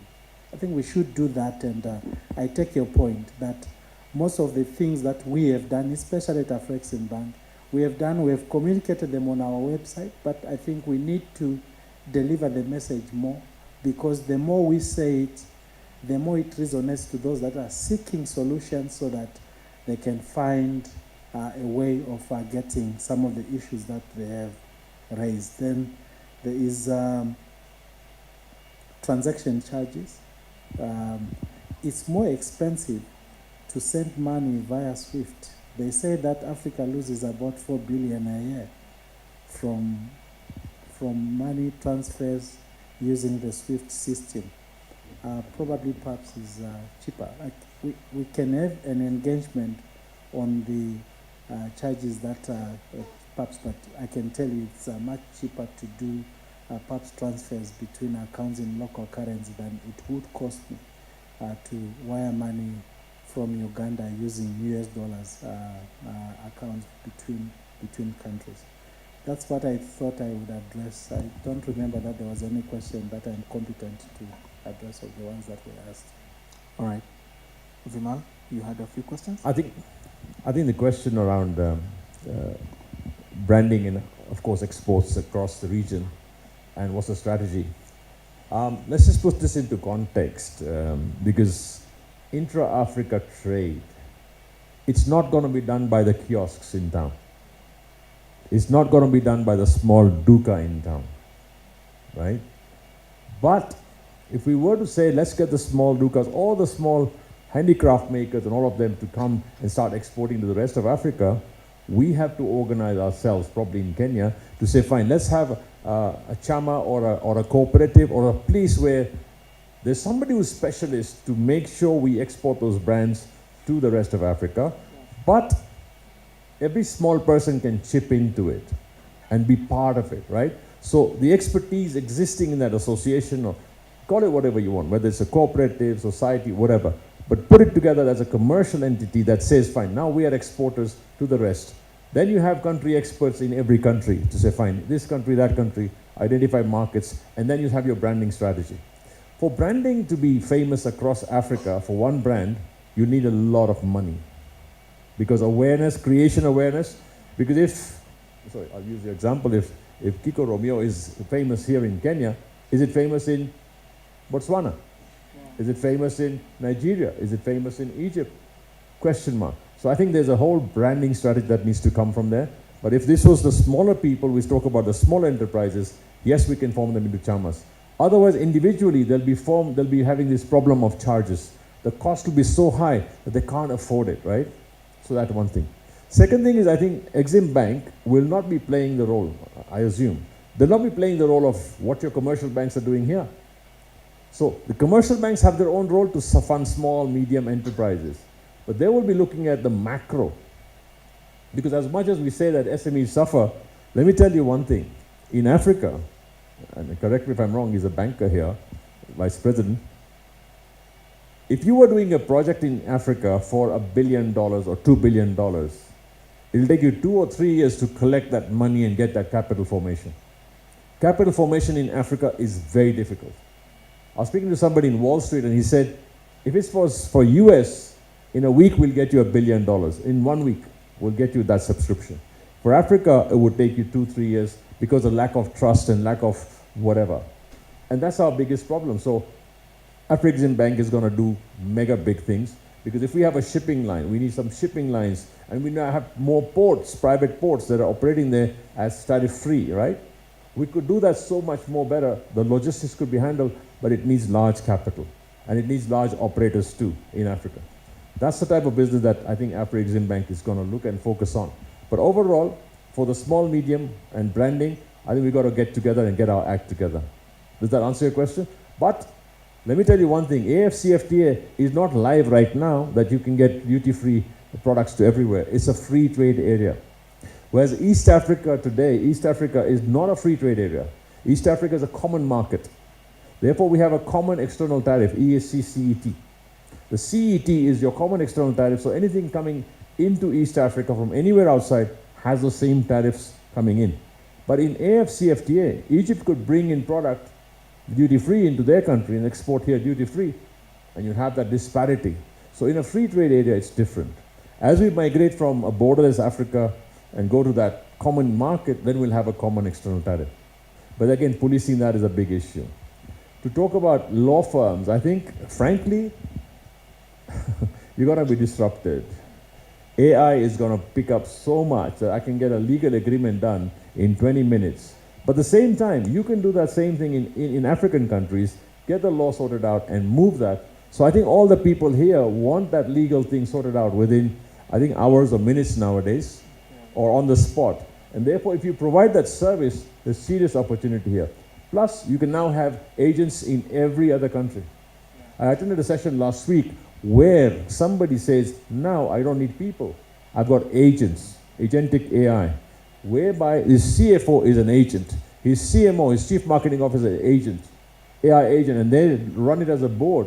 And he's running a whole company with 5, 6 different C-level people who are all agents on AI. So I'm just saying, even legal, a 400-page contract can be agreed one day and sorted out on AI. I was dealing with Egypt last week, and I had a problem with Egyptian suppliers. They couldn't speak English. They said, oh, we have a language problem. The lawyers don't understand English. They want everything in Arabic. We have a problem. So I'm just saying there's opportunity for lawyers to look at that, but you've got to do it rapidly. You've got to grow fast, and really, we will always still need lawyers because the brains you have are amazing. The real version of Akuikwan Wakili, yeah? Akuikwan Wakili is a common Kenyan joke when people don't want to pay for legal services. They ask you, Akuikwan Wakili. Anyway, are we done with the questions, panelists? Can we take more? The lady in green, let me give her an opportunity. 30 seconds, one question, please. We keep it at that. Then we come to you, and then you, yeah. Keep it very quick, because time's not on our side now. Channel your question to one panelist so that we manage time. Relax, don't be tensed up. Relax. No, the mic. Okay, my name is Catherine, HR professional. I like to ask Vimal. I know all of us, we are employers, okay? What advice would you give to a business person or entrepreneur to become a great employer? That's my question. Great, thank you. Next is here. There's a lady here in short hair. Yes, glasses. Thank you so much. My name is Lea Kigondo. I work in the pharmaceutical space, but my question is in regards to data and AI.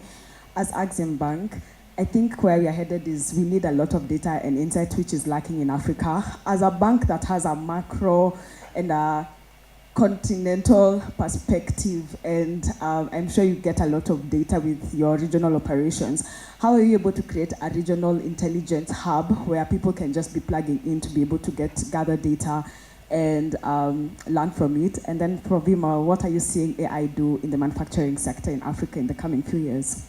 Solid on the central point, on the central data point. Very, very solid. Let's take you here. Good morning, everybody. Good My afternoon. name is Bernice Mayenga. I'm the founder of Africa Resource Connect. And what I'm passionate about is helping female founders scale their businesses, but build legacies. Now, my question to Afrexim, we can talk all day about what you've set up, and I know you talked about the Africa Quality Assurance Center, but I think that jumps the gun, because if Vimal has just said it rightly, we need to reset Africa. But I think what you need to do as the bank, because you've done a lot, and we commend you for that, but what you need to do is you need to reset how you engage.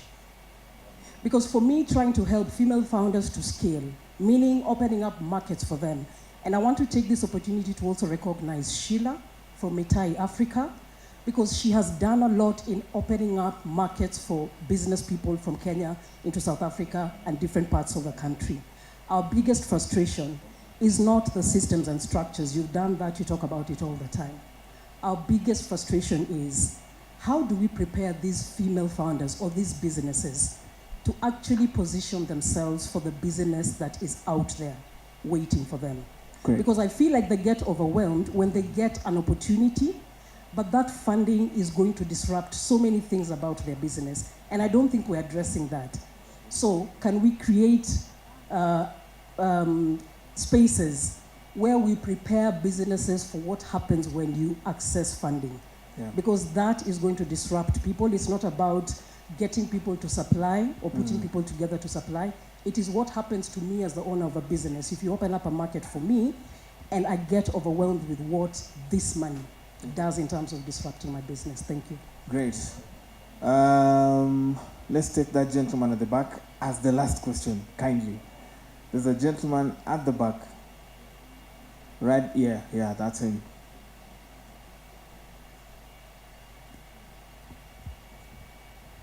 Hello. Okay, my name is Alex Ropp. I just completed a industrial attachment at Rivertex Textile. Nice. And at Rivertex Textile, the company is at the brink of being closed at the moment. And what is Afreximbank doing in terms of interventions and maybe financing to ensure that the company is still competitive and there is sustainability? Thank you. Very solid, very, very solid. I studied in Moi University, close to Apo Rivertex, nini. So hiyo maneno naelewa. There's a question. Miriam, where is it? There you go. There's the lady in white. Good morning, everyone. My name is Catherine Wanchoya. I run a startup, and recently I had an experience trying to export to Uganda.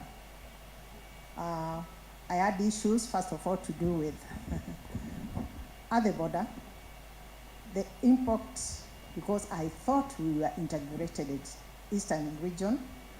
The kind of taxes which I had to pay were quite punitive. That is one. Number two, when it came to payments, the Ugandan organization, the company wanted to pay me in Uganda shillings. I said no. Where do I take Ugandan shillings? Then I asked them, because they had a counterpart in Kenya, can I be paid in Kenyan shillings?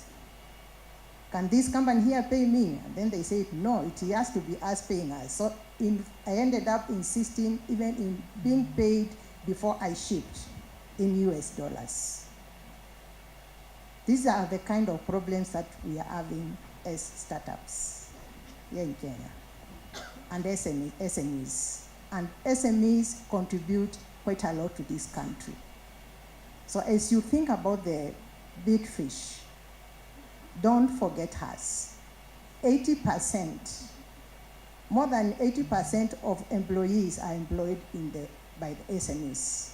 So also think about us, because when you channel your funding through the bank, and this we have experienced, I'll go to the bank, and the first thing they'll ask me is collateral.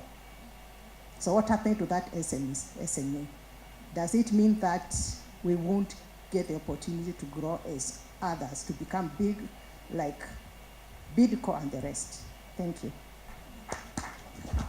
Let's close it at that point. Panelists, if you have a response, commentary, interjection, please, this is your chance to respond. Again, in no particular order. But I must commend the ladies in the house. You've done well for yourself. I'm happy. This is one of those forums where, okay, there you go. There you go. You are right, Vimal. Most of the questions were targeted at Afreximbank. Yeah. No, targeted is the wrong word. They were directed. Directed. Kizungu. So there is some work that the bank is doing around artificial intelligence. We do recognize the fact that we are quite a big resource for information. And I don't want to speak on something that I'm not competent on, big technology and those things, but we have colleagues in the strategy and innovation who are working on how best we can use artificial intelligence to even make the work we are doing understood and disseminated properly across the African continent. I think if there's some ideas you may have, I would like to engage with you on a one-to-one. I hope you are not thinking that ACACs are bad, but I didn't get that sense. You are saying it's good, but there is the forgotten business entrepreneurs, women that are doing quite a lot, who obviously need to be upskilled to the level that they can also compete in an open environment when the AfCFTA is operating. But I didn't get your question. You are shaking your head. So I need to understand your question properly. They already have gone through acceleration and incubation. Fine. The structure they have that. Mm-hmm. But when you help them get funding, because I'm also in a space where we help them access funding and corporate grants. Okay. When they get that money, their mind is not prepared to absorb it and then continuously run their business again. I mean, if today you gave Dimarsha 2 million, he knows exactly where to place it. I would love to do that today. If you gave a female 50 million, because many of the females that I deal with, you ask them how much money do you need for your business? They like the 5 million figure. I don't know why. But investors are willing to give them more than that. What I'm asking is, Afrexim, even if you're going to work with organizations that have incubator and accelerator, because we're the ones who engage with these businesses one-on-one, is there a way that you can support us so that we prepare them for this funding when they receive it, when they're now looking at scaling? You have been understood. Yeah, you've been understood. So under the SME program, there is work being done, and we've already started identifying under that program ways in which we can work with women and small scale businesses. And it's under the what we call the advisory. We do advisory, we do capacity building and training so that they can be prepared for scaling up their business. Because what you're talking about is a challenge. How best can you make use of a $5 million, $50 million loan so that you can apply it to the business? You are mentally ready to apply it to the business. So it's a training issue that you are raising. You still think it is not? Yeah. I think what she's asking is that supposing they're funded, then how do you build their capacities that they can do financial prudence so that they don't waste it away and then they can't repay? So capacity building, are you doing something at Afreximbank for that, helping that, or is there a program that you've got to give financial prudence to people to say, fine, you get a loan, what you do with it, how you do it, how you repay it? So it's basically financial 101. It is a young project. It is a young program that we have. And I did mention when I started the conversation that our SME program is only about 3-4 years launched. And it's still relatively young. But we have done, or we have started doing that so that you get ready the participants under that program for growth. And we even we have capacity to twin them with other bigger parties or other bigger players so that they can actually, so each business is different, but you are looking at twinning arrangements that you can have with bigger players so that they can actually become suppliers of bigger companies so that they operate within an ecosystem where they have got that support in terms of nurturing. That's something that you and I need to discuss and see what support you can have, and even ideas that you may have. I want to understand what ideas you may have on the things that we are doing. Rivertex is a company that we know, and I understand that there's something that the government is doing in order to revive the fortunes of Rivertex. To the extent that it operates in the value chains, it's in the cotton sector, and cotton supports agriculture, it supports the clothing sector. If we receive proposals on how to revive the fortunes of Rivertex and the parties that we can work with, I think it's something that would be very interested in working with. And I'm saying this because I know that something is working, and we've already expressed interest in supporting Rivertex. Then trade with neighboring countries where parties receive Uganda shillings and Kenya shillings. I think we just reiterate the fact that it's instruments like PAPS that would help solve these issues, because like we said, I don't think we set out to trade because we are trying to raise US dollars. That's not. In markets that are fairly stable like Kenya, when I'm Zimbabwean, so when we trade, we were looking for US dollars, so don't get me wrong. But in Kenya, when somebody trades, they just want a fair value of their goods in Kenya shillings. And PAPS helps resolve the challenges presented by parties that are not interested in paying other than their local currency. Thank you very much. Thank you. I'll take the other question. Yeah, please. You talked about employers and how do you make it. I think first and foremost, become the best place to work in. You got to identify there's different generations today, right? There's Gen Z, then there's whatever generations we talk about, and we probably our sell-by date is over. But there's a lot more that you got to look at in terms of happy, healthy living is what we look at. Are your people happy? Are they healthy? Are they living? And therefore, do they want to work with you or do they have to work with you? So if they want to work with you, it'll be easy to have them on board. But if they have to work for you, then it's like, authoritarian, rule, force. Monday morning is a bother to come to work. So we can talk about that later. But I think the issue is that make it a better place to work in, and therefore they feel proud. Today's people, today's workers, today's people who are there want a good culture.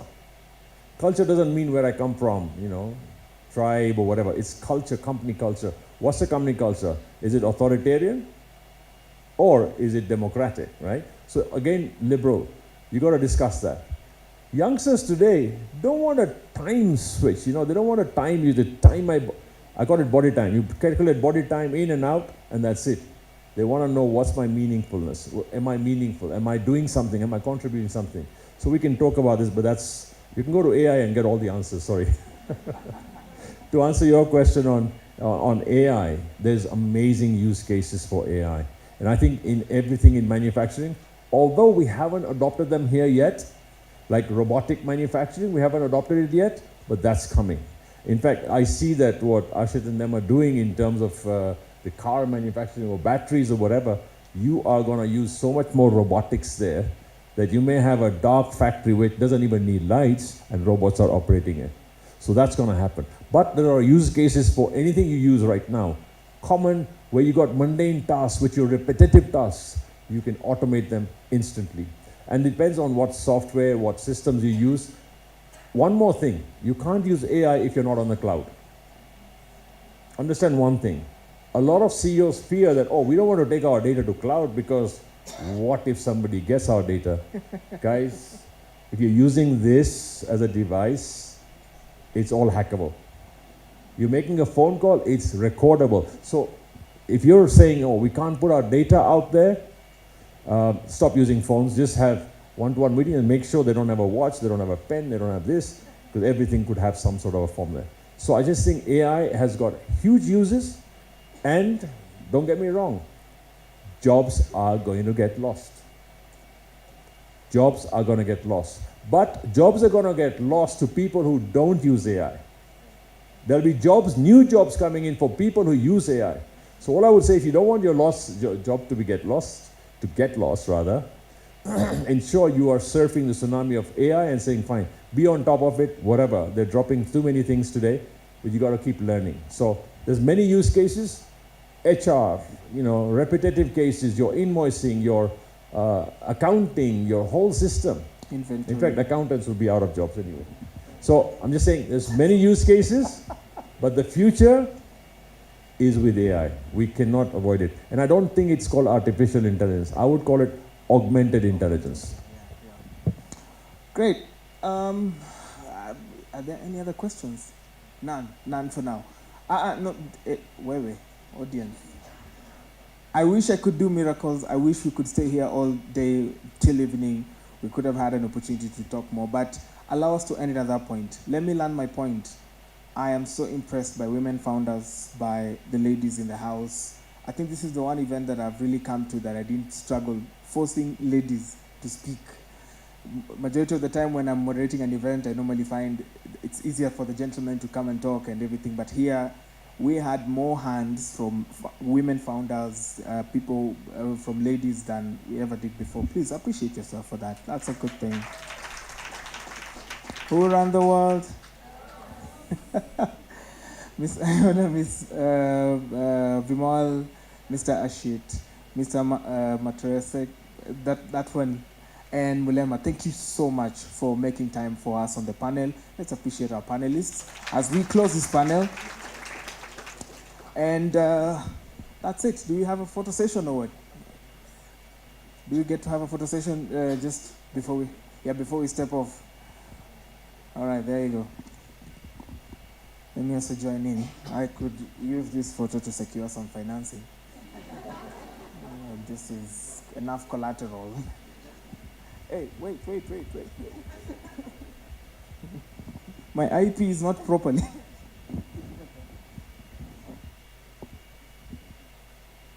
All right, thank you so much.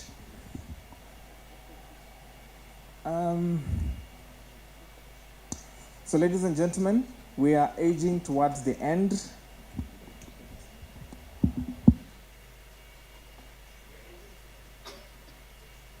Check, great. Check, yeah.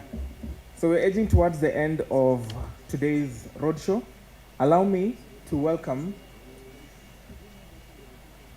okay. Okay, let me call back the panelists so that we hand them these hampers. Mr. Vimal, please, let me have the panelists so that we can give you the hampers. Oh, okay, great. If you're going to pick them on your way out, it's okay. Well and good. Thank you. Let's appreciate them one last time as they exit.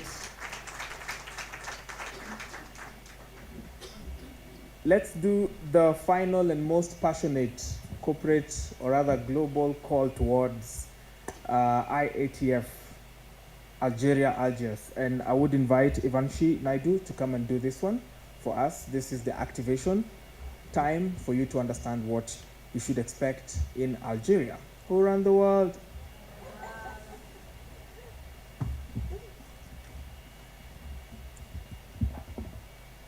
All protocol observed. Good afternoon, and thank you for allowing me to share the Intra-African Trade Fair with you. My name is Ivashni Naidu, and I'm the General Manager for the Intra-African Trade Fair, and I'd like to welcome you all to the Kenyan Roadshow. Intra-African Trade Fair. Is my presentation? Inter-African trade fair is very low and around 16 to 18%, and one of the challenges affecting inter-African trade is the lack of access to trade and market information. Inter-African investment and industrialization levels are also low. In order to address these challenges, Afreximbank, in collaboration with the African Union Commission and the AfCFTA Secretariat, agreed to organize the Inter-African Trade Fair, IATF, every 2 years as a sustainable platform where buyers, sellers, investors meet to consummate transactions. the IATF has become the AfCFTA marketplace and the go-to event on the continent that supports the implementation of the AfCFTA, boosting Inter-African Trade Initiatives, BIAT, and Agenda. Is it in my nose? Yeah. Okay, thank you. And Agenda 2063. IATF has fully embraced by the AU heads and governments, underscoring the importance of IATF as a continental initiative and as the marketplace for the AfCFTA. The African Union Summit in 2023 proved the theme of the year, acceleration of the implementation of the AfCFTA. The event, next slide. The event has grown year on year and today boasts as Africa's premier trade and investment event. In IATF 2018, it attracted 1,086 exhibitors, 10,049 visitors, visitors and conference delegates from 45 countries, and $32.6 billion in trade and investment deals were closed at the trade fair.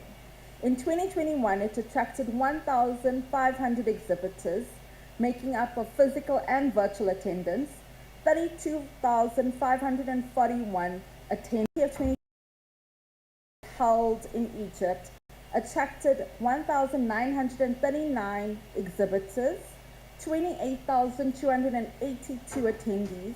This included visitors and conference delegates from over 130 countries, and $43.77 billion in trade and investment deals were closed during the trade fair. Our key objectives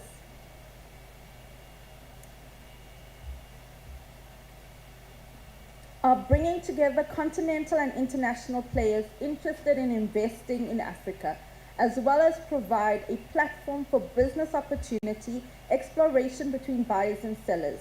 We facilitate commercial networking and the creation of new prospects between businesses and government, disseminate data on inter-African trade, investment and markets to help solve problems and promote growth, and to provide information regarding Afreximbank's initiatives, trade finance and trade facilitation interventions. In 2025, we are looking at projected targets of 2,000 exhibitors, 35,000 visitors, 140 participating countries, and our target is $44 billion in trade to be done at the events.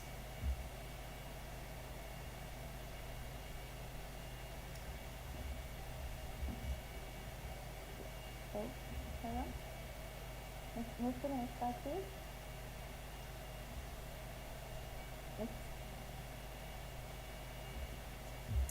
The event is made up of 7 unforgettable days, and we have 10 verticals running across these days, namely a trade exhibition,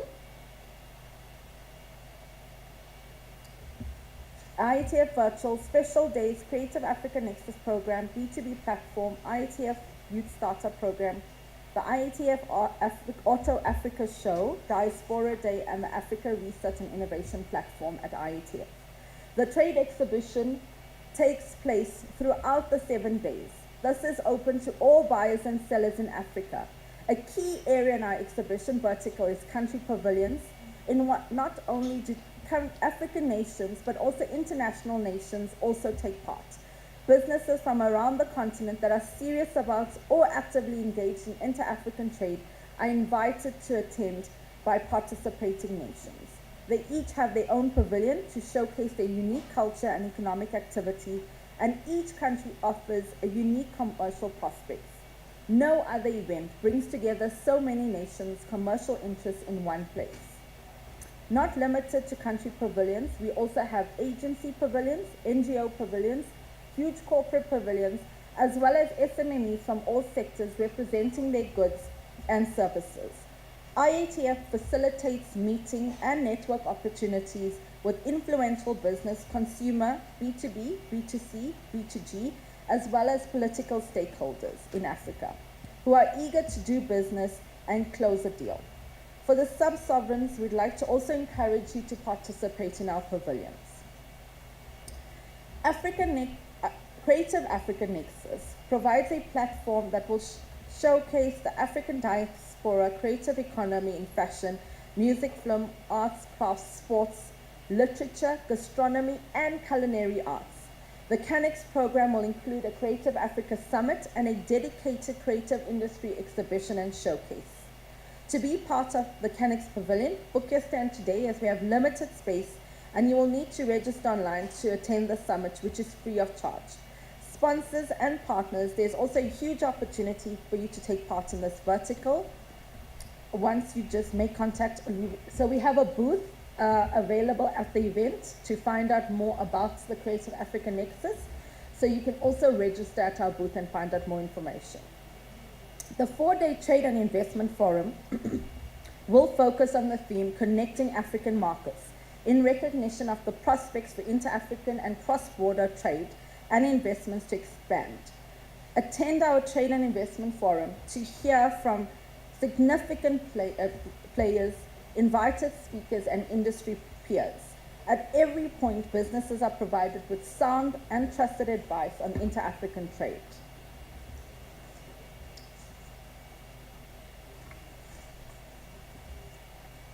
The conference is free to attend, and all you will need to do is register online for the event. For sponsors who would like to be part of this vertical, please make contact as various opportunities are available. Again, please register, and you can do it at the booths at the back, as we encourage you to register early and to also apply for visas. The B2B and B2G platform, the platform will provide opportunities for matchmaking, business exchanges, and the conclusion of business and investment deals. This is supported by the dedicated African Buyers Program. The IATF Virtual is an all-year-round platform that brings together buyers and sellers from Africa and beyond.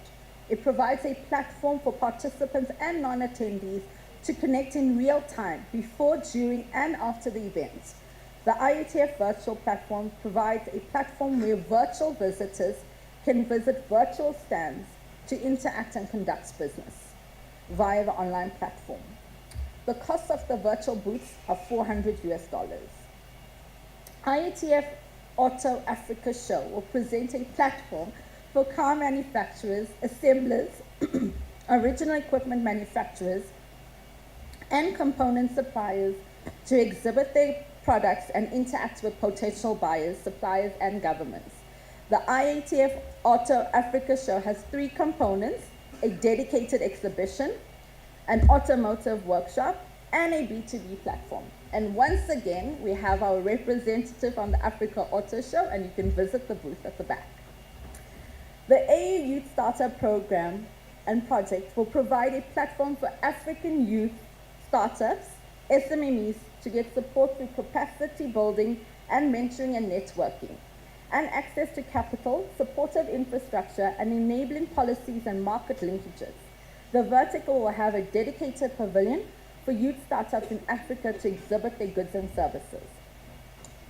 Global Africa Day will highlight commercial and cultural ties between Africa, the Caribbean, and its diaspora, featuring a Global Africa Summit, market and exhibition, cultural and gastronomic showcase. We also have the Special Day segment, which has a sponsorship opportunity to countries, private sector, and public sector entities, and represents a platform for countries, private and public sector entities to showcase their trade, investment, tourism, and cultural opportunities. The first slot is reserved for the host country, Algeria. The Africa Research and Innovative Platform at IATF will allow university students, academia, and national researchers to exhibit prototypes of their inventions and showcase published research papers. IATF will therefore provide opportunities for investors and commercial support to take their research to the next market. We also have the Sub-Sovereign Governments Network. Last year, the AFSNET program took place in Kisumu and is part and runs parallel to our IATF program. It brings together local governments, and there's also an opportunity for you to pitch your projects and source suitable and funding. The Intra-African Trade Fair presents an immersed market with potential and opportunities for growth and expansion, bringing together buyers and sellers, enhancing government relations, and promoting trade in Africa. Kenya's inter-African trade has seen significant growth, with exports to other African countries reaching approximately $3 billion in 2022. This represented 41% of Kenya's total exports. However, this was limited to the regional trade. We've also had a lot of success stories as a result of the event. There are many more testimonials that you can find. Just waiting for the next slide. There are many, these are just some of the testimonials received. These testimonials range from small business, creative industries, the fintech, and many more. IATF is of a strategic importance to Africa, the diaspora, and the Caribbean, and has a significant impact in advancing the agenda of the inter-African trade and extra-Africa. And this is without a doubt a meaningful opportunity for any sponsor to not only support and benefit from the initiative and be part of this change. Don't miss out on the chance to contribute to the discussions as we promote inter-African trade. We strongly suggest that you start finalizing your participation early. We have engaged in great length with the Algerian ministry here in Kenya. We encourage you to register early, apply for your visa. We have booths set up outside the conference room in the foyer to provide you with the information that you need on how to register. We also have information on our website in terms of planning and booking your travel. We also have information around visas, hotels, customs, to really assist you with getting to the event. We look forward to hearing from you and seeing you at IATF 2025 in the beautiful city of Algiers from the 4th to the 10th of September. Asante sana.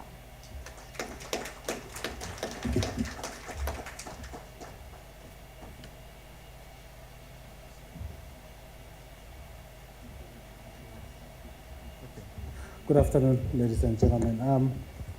I think there is nothing that beats the story from people that actually do things as opposed to talking. During the break, I had the opportunity to meet with Maureen Wanjiku. She's in the house. She belongs to an institution called Ghana Trade House. She actually uses PAPS. Maureen, please come over. She will take 2 minutes just to explain how a business based in Kenya, trading with Ghana, is using PAPS.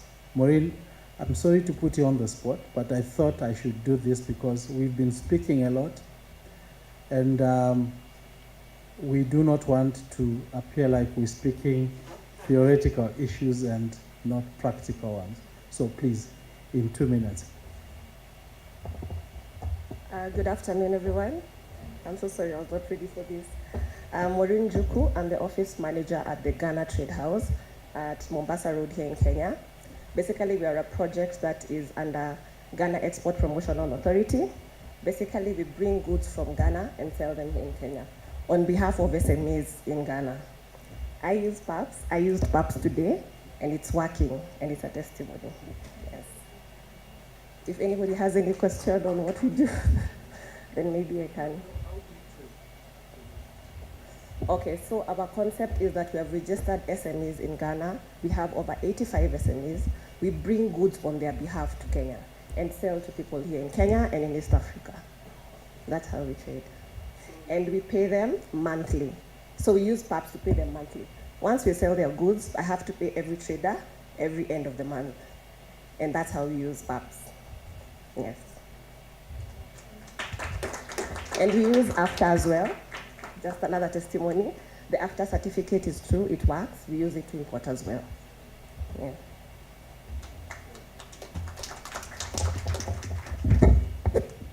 Mbona si za jaba?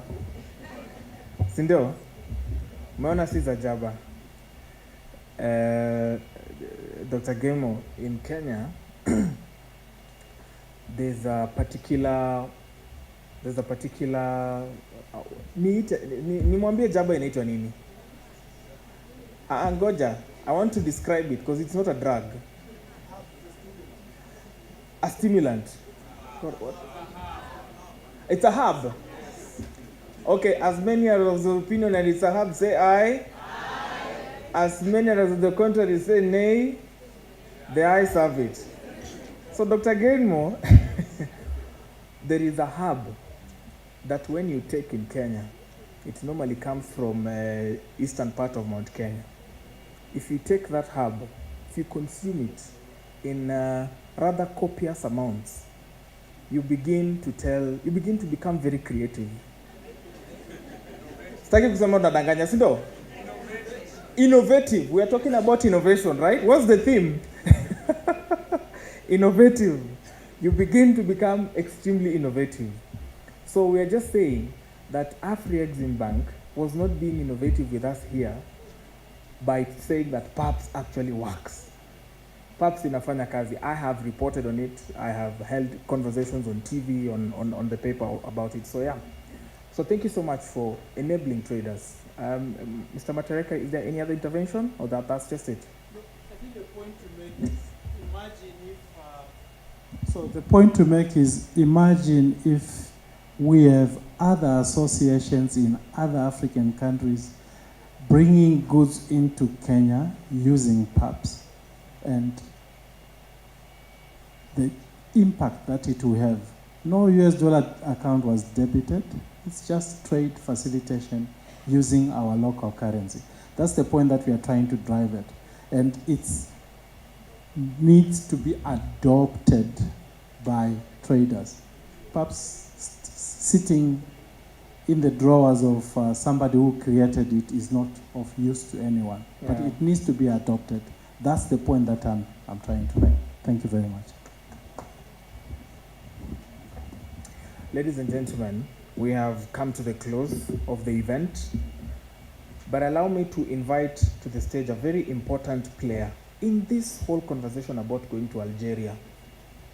Other countries have been able to open their borders to us, free of any visas of anything, and we hope that Chad the Affairs of the First Secretary, there would be a consideration to have reciprocal visa-free travel so that we can travel freely. So allow me now to welcome Kahina Tunsi, who is the First Secretary and the Charge d'Affaires representing Algerian Embassy in Kenya, to the stage to give us a vote of thanks and closing remarks and tell us how our visas will be processed very fast. Once again, who run the world?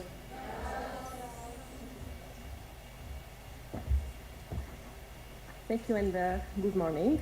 Excellencies, distinguished guests, all protocols observed. As Algerian delegate, I am honored to speak on behalf of my government in this special gathering and to welcome all of you to Algiers in September for the Intra-African Trade Fair, AITF 2025. I would like to take this opportunity to thank the African Export-Import Bank, the Afreximbank, and all the partners for organizing these high-level roadshows to promote for IATF 2025. As previously highlighted, the Intra-African Trade Fair, which is said to be Africa's most prestigious trade and investment event, provides a unique platform to engage with the African continent and to meet and engage with the African business community from all sectors. This by bringing together, of course, heads of states and governments, ministers of trade, finance, culture, and other ministries, as well as high-profile businesses, small and medium enterprises, and industry leaders. As per now, it is impressive to know that over 100 billion US dollars has been put in trade and investment deals and have been closed cumulatively with over 70,000 visitors and more than 4,500 exhibitors participating in the last 3 editions of the AITF. These extraordinary figures testify to the huge economic impact of the AITF that exceeds a simple trade show. As a host country, Algeria is expecting to welcome over 35,000, it was already mentioned, 35,000 visitors coming from 140 countries, accompanied by more than 2,000 exhibitors representing the entire African continent and their international partners. This massive gathering will create more than 75 national pavilions, offering a unparalleled showcase of African entrepreneurship, innovation, and commercial excellence. This gathering is projected to translate into over $44 billion in trade and investment deals. Under the aspiring team Getaway to New Opportunities, this 7-day event promises to transform the continental economic landscape and redefine African trade partnerships by bringing together continental and global players to explore business and investment opportunities in Africa. To ensure the success of this prominent continental economic event, Algeria is committed to spare no efforts for the smooth running of this activity. This commitment is part of the implementation of the strategy of the President of the Republic, Mr. Abdelmajid Tebboune, that aims to strengthen African integration and promotes economic cooperation between the countries of our continent, to establish a strong economic foundation for achieving sustainable development and the well-being of the peoples of Africa. This engagement also comes into play at a time when the international economic climate is unfavorable for the continent as protectionism is on the rise worldwide. This reality demonstrates the need for Africa to rely on itself in the context of continental cooperation by taking advantage of the continent's potential and infrastructure through platforms such as the IATF. To this end, Algeria have already started its journey to extend the African economic integration by launching several initiatives that aims to open banks and permanent trade fairs in several African countries, as well as by the implementation of economic reforms that aim to empower the private sector, making it more open to partnerships and investments. Dear guests, we invite all partners and institutions to actively participate in this meeting. We encourage them all to raise ambition and provide opportunities for the success of IATF 2025. I also would like to ensure that all infrastructure and logistical, organizational, human and material resources have been mobilized to successfully host this important continental economic event. A high-level intersectoral committee to oversee the preparation has been also set to meet the highest international standards in celebrating this event while reflecting the African exceptional excellence and hospitality. A detailed event guide with all the essential details to help you get ready for an incredible experience in Algiers has been made available on the event website, the AITF website. The necessary arrangements have been also made to facilitate the obtaining of visas for all participants. Information on obtaining visas will soon be available on the Algerian Embassy in Kenya in Nairobi website to facilitate procedures and speed up the processing of applications. In this regard, it is highly appreciated that all participants meet the correct visa requirements to make it very easy for us to accelerate the process of obtaining the visa. Last but not least, participants are also advised to request visa obtention through formal notification to the Algerian embassies and or consulates in their countries, I mean the African countries, and the Algerian embassies and consulates in the African countries, and to register to the event as soon as possible. So like this to allow us time to quickly proceed to this visa obtention. Then also, customs facilities for product entry have been also made to facilitate the movement or the smooth movement of the products. Having said that, once again, we reiterate our commitment to supporting you all through this journey for a very good experience in my beloved country. Welcome all to Algeria, the door of Africa. Thank you so much.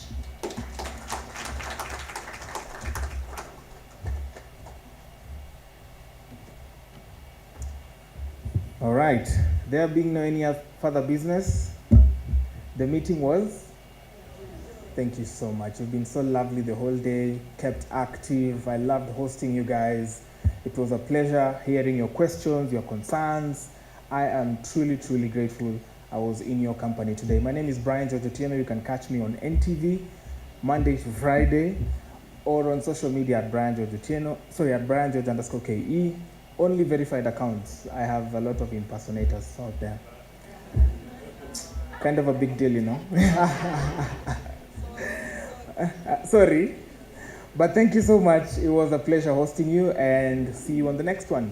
And see you in Algeria. Yes, see you in Algeria. Thank you. You can network, have lunch, grab a contact of somebody you want to talk to or something, and thank you.